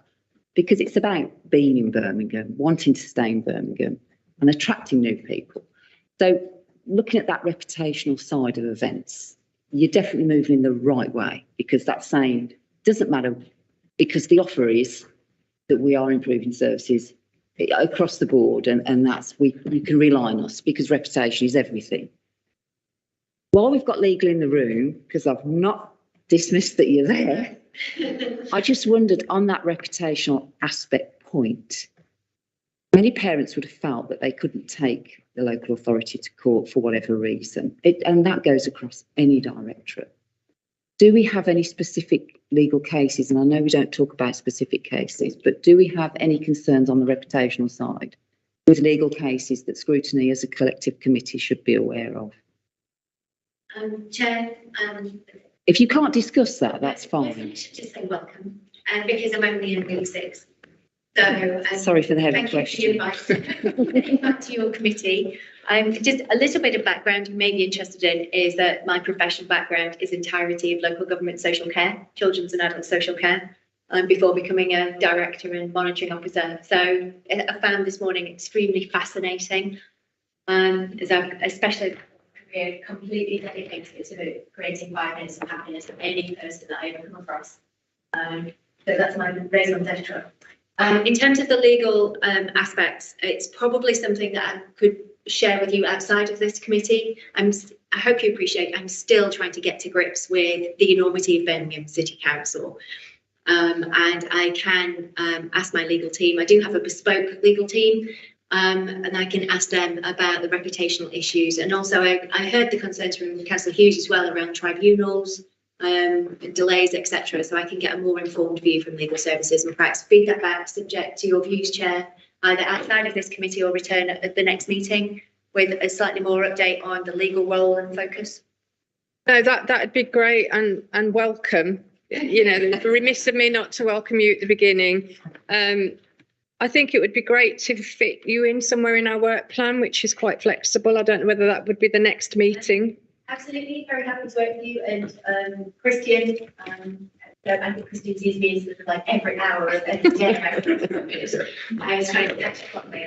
And I'd be very happy to come back, Chair, and I can obviously help fill the gaps that the Cabinet member has already indicated around of what does the service look like, and also what are roles such as my service, how do we feed into that, how do we contribute, and also how do we make risk-based or risk-informed decisions as well? I think it should be. I think it should be intrinsically linked, and I say that because somebody who sat on coordinating committee, often we get legal aspects. Not very often. I mean, as members, we see bulletins before full council, and if you go to page 4 or 5 that you don't usually go to, you'll see the update on legal. Now I always go to it, because I do, and that's it. And not many people do, because I'm interested, because actually you can get key information, and it does thread through, because we are members of our areas, but as scrutiny, we are city-based, we're city-wide, and that includes everything. We can't delve into everything, obviously, but while you were in the room, and you did catch my attention, so I thought I'd ask. Thank you. And I'm a bit bright today as well, so you can't miss me wearing this bright purple jacket. But from a legal aspect, with what we're talking about in context of today. I'm very welcome in receiving the views from members of scrutiny, because it was not lost on me that legal services does need to sort of have a refresh. We are one of these services where we have lack of investment, and we absolutely need to develop much better risk-based decision making and be much more proactive in supporting all of our client directorates in the views rather than being put at the 11th hour. So I am on a significant programme already of culture change and empowerment and looking at risk-based working, and also it's about working to strengths as well. But people always work to a job title. Personally, I think mine is a little bit distracting. I'm just a person first, and that is largely due to my career in social care. I'm here to help be a person. So it's very much around, I was very interested in listening to the Commissioner's views, and I've spoken to Sue earlier as well. Sue and I have got a lot in common, and and know a lot of the same people. And it's about how can I influence my service to bring strength-based focusing to resolution. So are the right people actually supporting the department? Are the right people in my team actually supporting yourselves? It's not just about job title. Actually, we may have specialist skill sets, which are the better people to come in front of you with knowledge, organisational context. So I'm very interested in those views, and I'm sure I'll be coming to many more scrutiny meetings, not just yourself, in seeking those views as well. Thank And I you. do have the support, I just want to say, I do have the full support of the Chief Executive and Section 151 in order to look at the role that legal services and the governance department on its broader footprint supports directorates and also supports elected members in their making informed decisions. So I just want to publicly say that I do have the full corporate support of the Chief Executive, and I think that's really fundamental for the legal service. That's brilliant, Jane. And, you know, it sounds to me like it'd be really useful to organise a session for members of this committee. And I'm sure that Christian will take that forward and we can have some discussions about that. So thank you very much. I'm going to move on because I've still got a couple of members waiting. So I've got Councillor Hughes, Councillor Maldina and Councillor Morell. Thank you, Chair. Can I just ever so quickly endorse what Councillor McCarthy said, that we must never ever forget the impact that failures in this service have on the small number of people who are victims of it. I suppose, a polite suggestion to any councillor, not just councillors on this committee, but that if you haven't been to a special school at the end of a school day, I suggest you give it a try to see what an incredibly complex logistical operation this is that takes place twice a day at all of our special schools. It is incredible, and I would I'd just quake if I was responsible for directing that. Even more so this week, Councillor Hughes, sorry for the interruption, because we're having Queensbridge Road resurfaced. So Uffculme School will be having a fun week this week. I'll just focus on one concern. It did seem to me that some of the notifications to parents about whether or not they would get to homeschool transport and who's going to provide it, who the guide was going to be, did come rather late, and it wasn't always just because there'd been an appeal about secondary placement or anything like that. I'm kind of half guessing that appeals about secondary placement will have an impact next year. I don't know off the top of my head how many there will be, but there is a backlog with the tribunal service, and that I would have thought will have some impact.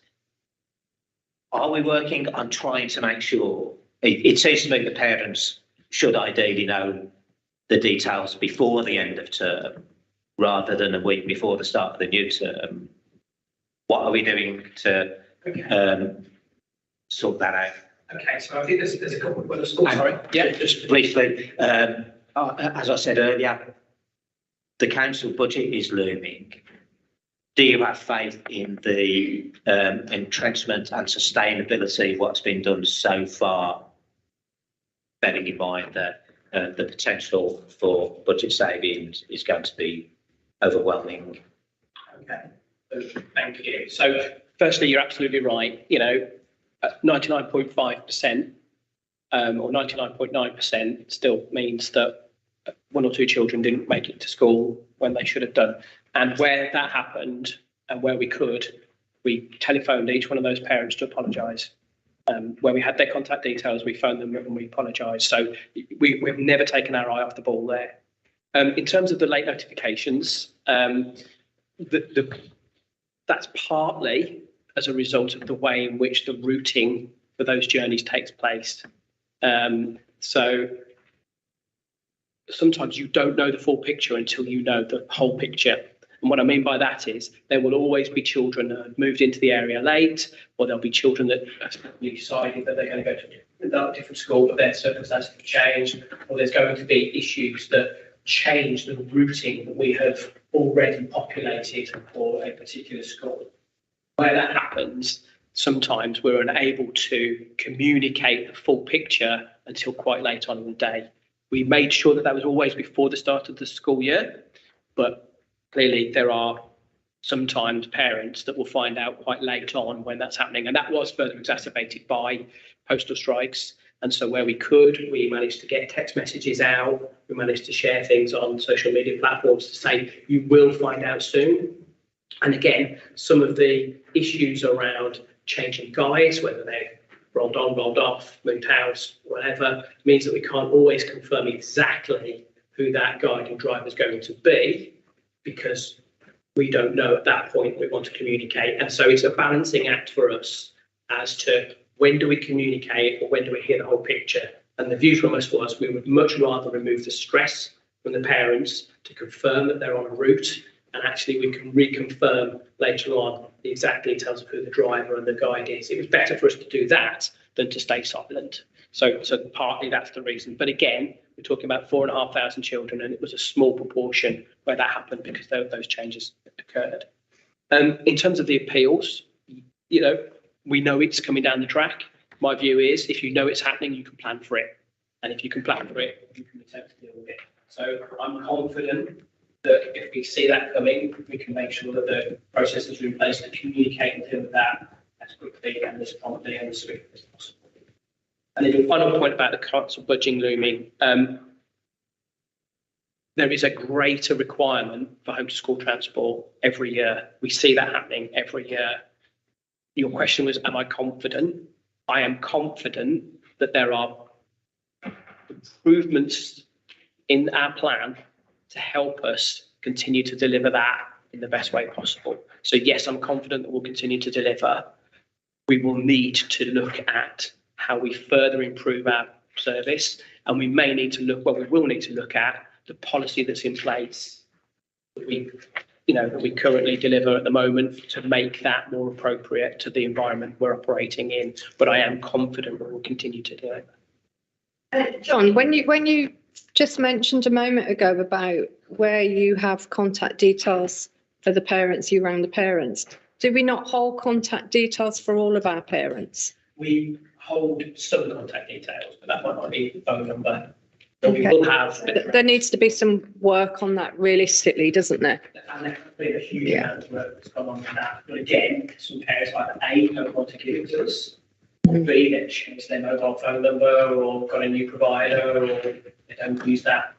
Details anymore. We've done a lot of work to capture that, and we've actually, on the run up to September, when we were calling parents or contacting parents because of the postal strike, we were using other means to communicate.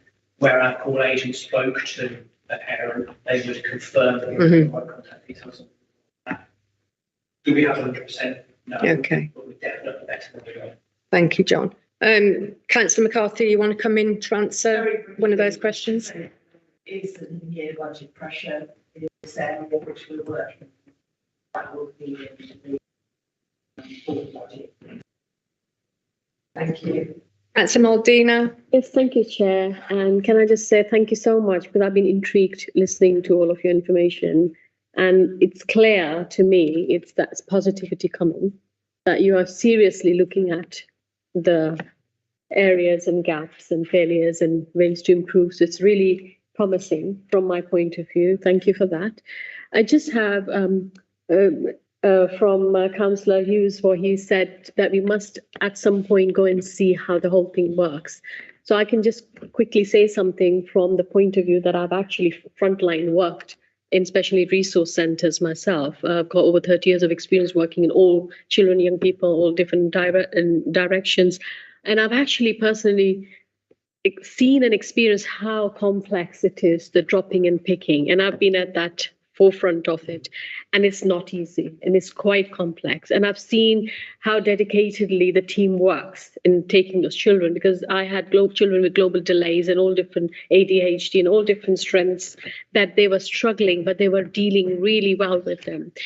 There was one thing that I felt that it wasn't anybody's fault. It was complex and it's difficult, but children used to get very distressed with the delays, and I felt that yes, they had to be firm, because children needed that boundaries, because obviously you can't be just too chatty because you haven't got time.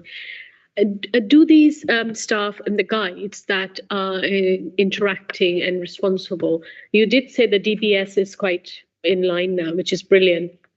And what about their knowledge on the areas of special needs children that they're dealing with? Are these staff employed on the basis of what level of experience and the background are they? So I just want to have an idea of what tends to be the criteria for the people. And the second part of it is, I've also come across parents, not so much from the school, but from casework point of view, are concerned about wanting transportation for their children. And sometimes they don't know how to go about. So they also don't know their rights at times, and the processes are quite complex. There are language barriers and understanding and limitations that they have. Maybe it's not enough good support system around them. Not that they're criticizing the system, and I'm not doing that clearly, but I just want to understand a bit more as to how parents can get better knowledge and understanding around accessing service such as yours, and having a bit more confidence in terms of how to manage if they have any queries. So where would they find this information? Thank you. Thank you for that. Thank you. So if I pick up the first question, first round of experience of guides. We use 3 pools of guides. So we have Birmingham City Council guides who are employed by the organisation. Some of our transport providers, as part of their contractual agreement with us, they provide guides. And then we have a smaller pool of agency guides that provide us with some contingency should there be sickness, absence, whatever that may be. All of those guides will be operating to a level that we would expect to see. So they will all have understanding of special needs, and they will have gone through the appropriate training to do that. Clearly, some will be much better because they will have 20 years experience, and some may not. But they will all have the minimum expected kind of level of training that we would want to see, and we continually check that with our own guides and then through our contractual agreements that we have with transport providers and with agencies. Again, we can make sure that that's appropriate. But as I say, you know, Mrs. Miggins will have greater than Mrs. Elmsgood because one might have been doing it for 20 years and one might not.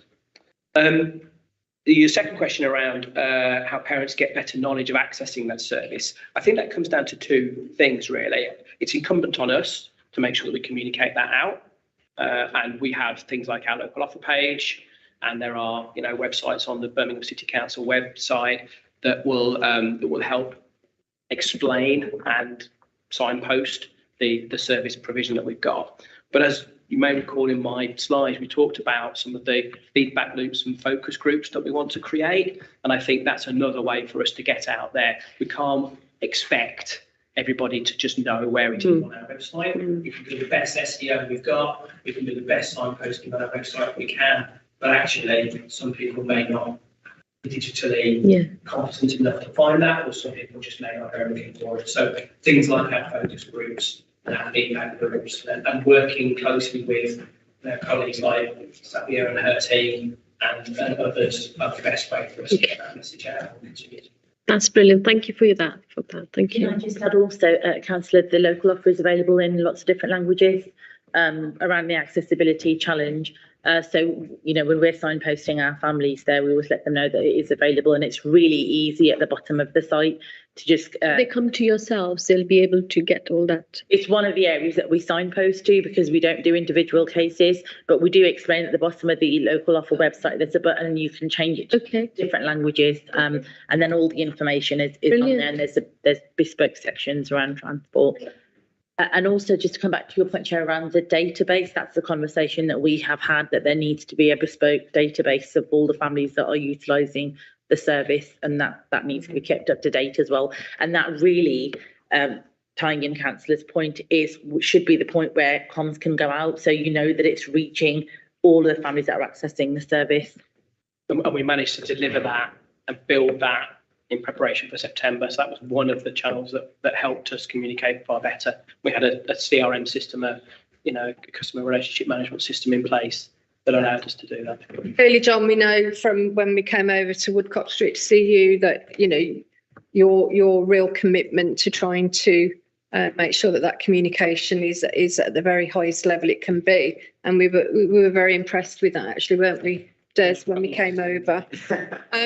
Yeah, I'm going to bring Councillor Merlin. Just on that point, on the communication, I did wonder whether or not you'd managed to get onto the Facebook group, because although the number of contributions were far lower this year around some of the issues, but it would be really helpful for some of those parents that may not access in other ways, just having some real-time information there, or an answer to a very simple question, and it often stops a lot of that advice by social media that isn't perhaps always the best advice. And if you haven't yet, but I would suggest you really do look at that. Councillor Morrell, you're going to have the last word, you'll be pleased to hear. Well, you'll be surprised to know it's going to be positive. Thank you, Chair, and credit where credit is due. As Shadow Cabinet Member for Children and Young People, one of the reasons I was brought into this role wasn't just because of my passion for children and education, but was because of SEND and the failing home to school transport. And John said earlier, my predecessor was very constructive. Well, I used the analogy of a frog jumping out of boiling water. You've probably heard this before. If you put a frog into boiling water, it jumps straight out. But if you put it into cold water and slowly turn the heat up, it will just sit there and boil to death. And the very reason I was in this role is because we all thought this was going to go to the wall in September. And my job was to be that frog jumping out of boiling water and say, right, this is unacceptable. It is unacceptable. We simply cannot just have a service failing over and over. And as John knows, we've been calling for this to go into a so with that said, with that pretext, I'm happy to say, credit where credit is due. However, as the chair has also said, though, the benchmark was pretty low. And interestingly, you'll know the story that was reported in the press. It was my predecessor who actually was quoted in there, not myself. So please don't think that I'm just coming here to rip you to shreds. I can give credit. However, I want to allude to what Councillor McCarthy has said. The 5% of children where there was a failure. 0.5%. Okay.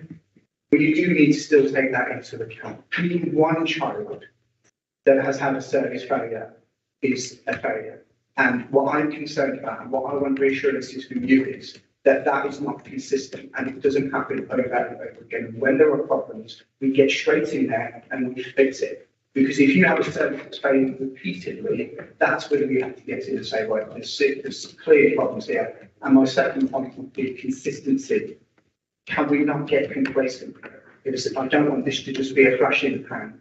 We're all doing great now, and then we let the guard down, and suddenly this time next year we're in the same situation again. So perhaps you could explain to the committee what lessons have been learned, and how can we be assured that moving forward we are not going to be in a situation that we found ourselves in previously. Of course, thank you. So on your first point around 0.5%, you're absolutely right. And for me, every child is a child.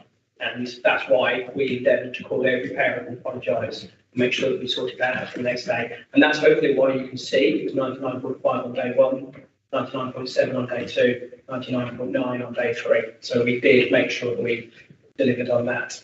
I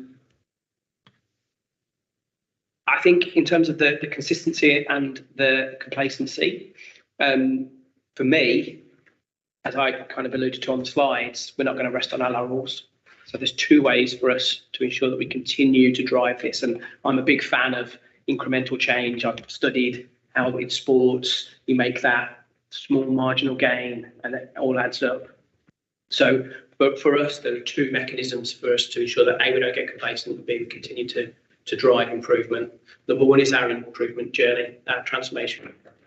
That's absolutely going into the weeds on each one of those areas and those work streams to make sure that we make those incremental changes and those improvements.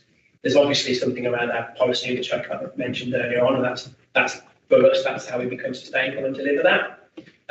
But of course, as you would expect in any operation, you carry out lessons learned. And that was one of the first things we did. As soon as we hit 1st of October, we did a lessons learned exercise across all of our service. We've captured all of those feedback points and we're building that into our improvement project so that over the next 6 to 12 months, we will continue to pick up those points that we found where, there was an issue here and how we can fix that. Some of that is around operational processing, some of that is around communicate, but we will absolutely pick up all those points. And over the next 6 months, I've already given somebody responsibility to lead that, so that by June, be in a position where we pick up them. Whether we issue a council morale, we would be on them. So if we see any slippage, we'll be there straight away. Definitely. Get a photo of me and you in their office. Yeah. And sorry, one last point I wanted to make. So you're right about it being a low benchmark, and I took that as a compliment. In terms of our performance last year, it's almost a 20% increase on performance levels. But across the rest of the country, I don't know of any local authority that has achieved the levels that we have this year. It was quite a hand on that. So different local authorities have different levels. I don't have the average to hand, but it's nowhere near. It's kind of late 90s. It's not 99.1%. We were late 80s last year. Okay. No, that's great, John. Just on, we want to help you as well to sustain and continue the improvement with homeschool transport. And just going back to the communication, really, that as elected members, I think if we're aware of any problems, we can field some of that from our casework, from our phone calls with our parents. So it's really about making sure that communication filters out to elected members as well, because we want to help you guys, and that helps our parents in the same way as well. So, but yes, it's been an absolute pleasure, John, and we didn't think we were going to say that for some years. It's been a pleasure, and we look forward to speaking to you again later in the year, and the new Adrian hopefully will be joining you in that, and to start that process again. But you'll be starting at a much more positive point. So well done, and can you just take it back to the team from us? Well done, and we're really grateful for their hard work. Brilliant, thank you very much. That's fantastic. We're going to move on to the work programme. We have got a couple of proposed changes to the work programme. So if you have a look at your packs, and what is being suggested is that we move Birmingham Safeguarding Children's Partnership from the November meeting to the January meeting.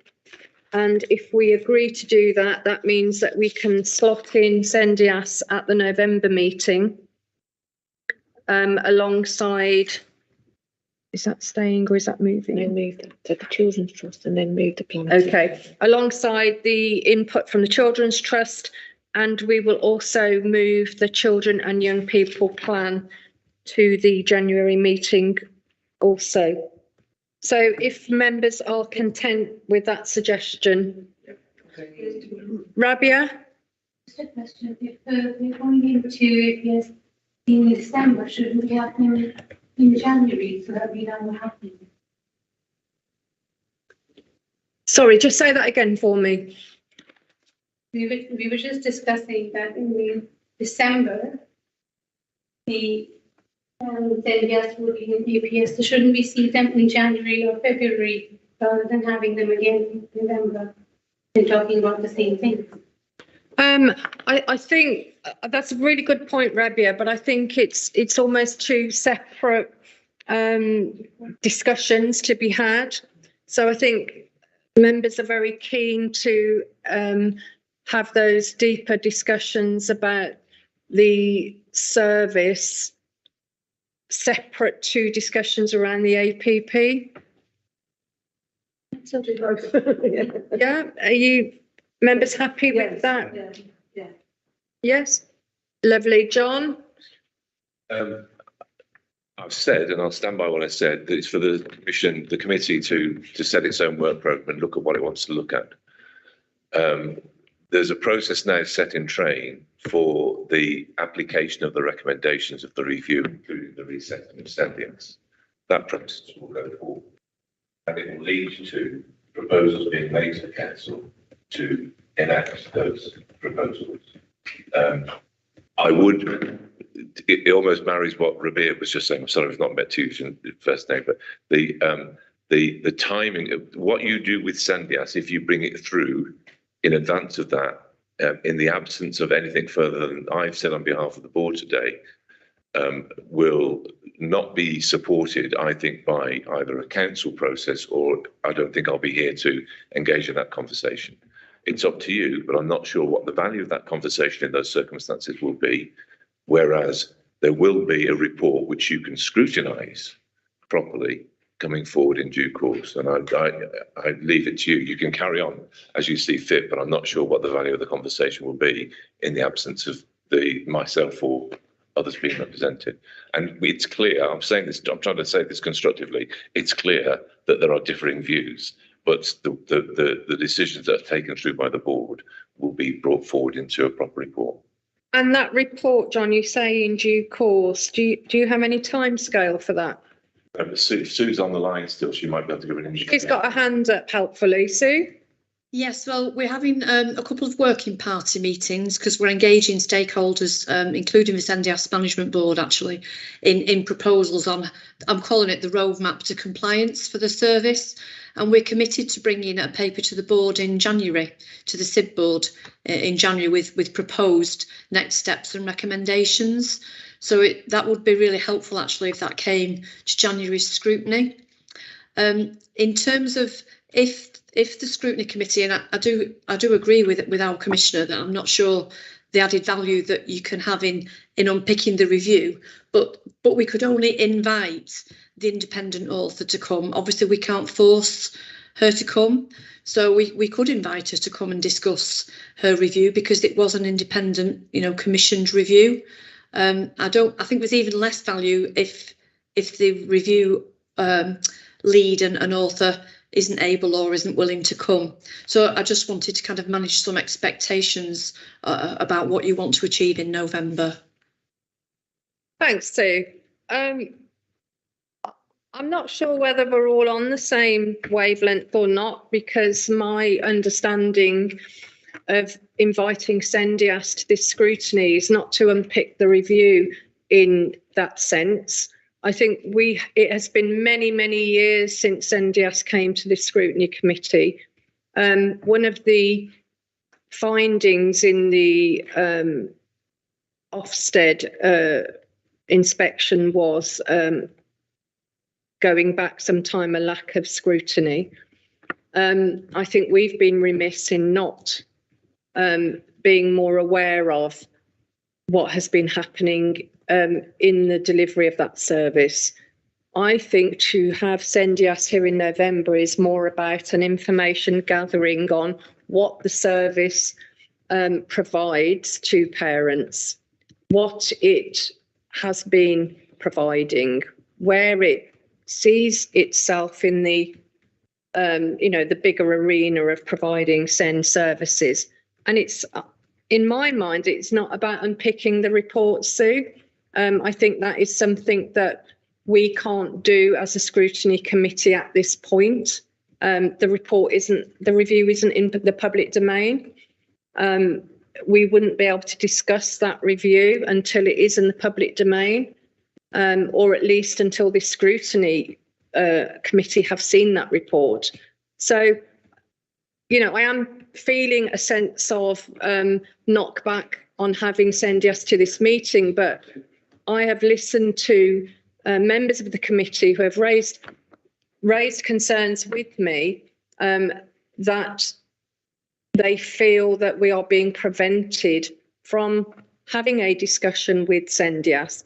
And in order to answer those concerns and show that we are open and transparent and have nothing to hide, I would very much like to continue and have Sendias to this committee in November. John? That's entirely at your discretion, Chair and members, and I completely respect your doing so.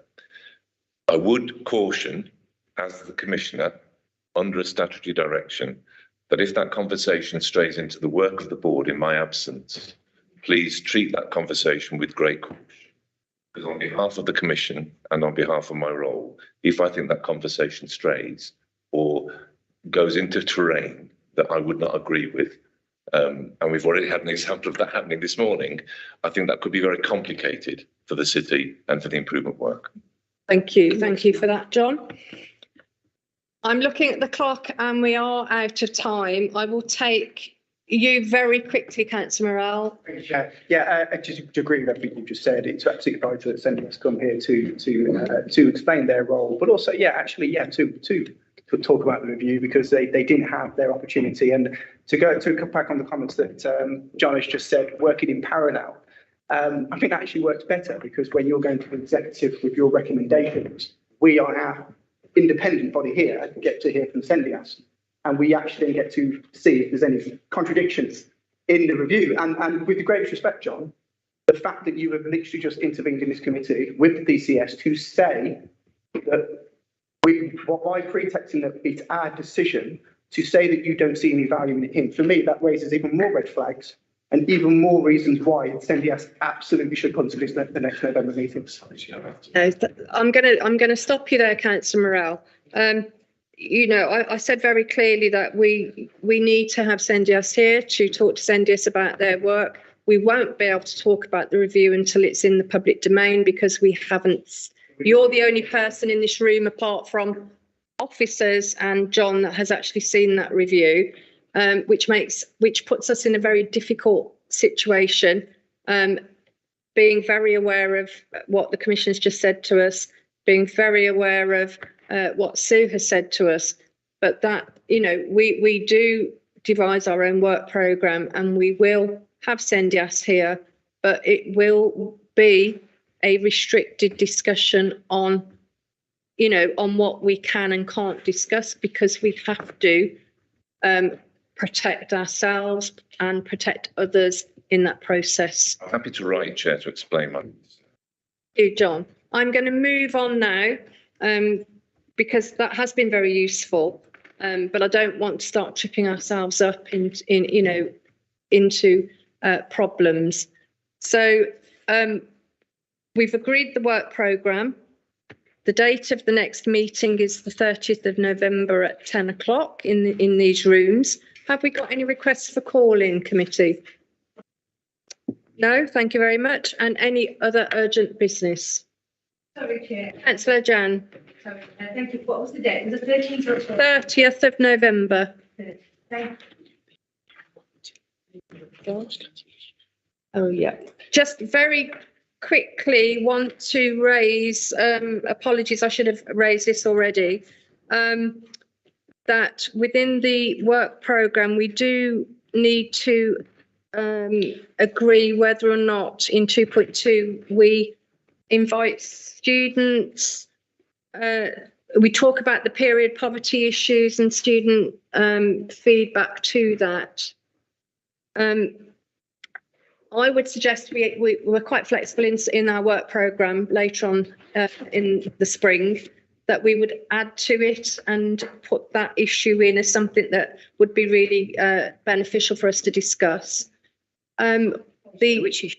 Sorry, period poverty, where students that gave evidence to the inquiry that was being run a couple of years ago. I sat on that inquiry. Well, I sat in Health and Social Health Committee last year, and obviously the period poverty was brought to full council. It was, recommendations were made, but there were discussions around that in terms of the percentage of girls that were not attending school during their period. Okay. And we wanted to just revisit that, because it wasn't just on that point, yes, okay. Not on the whole thing, just on that point, just to revisit that and find out whether or not, any work needs to be done on that. And then secondly, Councillor Maldina attended the Health Committee yesterday, and excuse me, and the inquiry around young people and mental health and COVID. was discussed and the terms of reference were set. Was there anything quickly that you could feed back to us, Councillor Medina, or that Yeah, we I think needed? I'll just very quickly, because I am aware of the time, very quickly. I think that one of the things that really stood out was the sort of the waiting list on ADHD, quite extensive. And also followed pandemic, things have gone worse in terms of the load of work and the cases that have come through. However, it was good to hear that several initiatives are in play, getting there, where they have kind of taken other organizations into work alongside collaboratively to spread out the beds and the arrangements with mental health in children. Under 18, rates of suicides have gone high. I did raise a query from my point of view to say, was there any correlation between the list of ADHD not being identified early enough and the level of suicide? So that was from my point of view, I think something that they couldn't answer. However, they did say that there's something they didn't consider and they would like to look into it. Other than that, I think in terms of managing the case, the load is heavy, and they have said that about 40 staff nurses they are employing from South Africa, which was again raised why not employ from within the country and not encourage. And I think several things were explained, and that was quite satisfactory. So I'll just leave it to that. Thank you, Shayla. The two inquiries are going to be really useful pieces of work. So, you know, we will be having better discussions, if you like, giving them more time. Once those are being developed, and I know that members involved in those are really good. Final point from me is that we also have a request from the Young People Substance Use Service from Aquarius to come to the committee. They came last year and told us about the work they were doing. So if members are happy, we'll slot those into the work programme where we've got a flexible space. Yeah. Thank you very much. And just authority to myself and officers, thank you very much. Thank you. Thanks everybody for your contribution today. We're just going to wait for the live stream to finish before we all depart.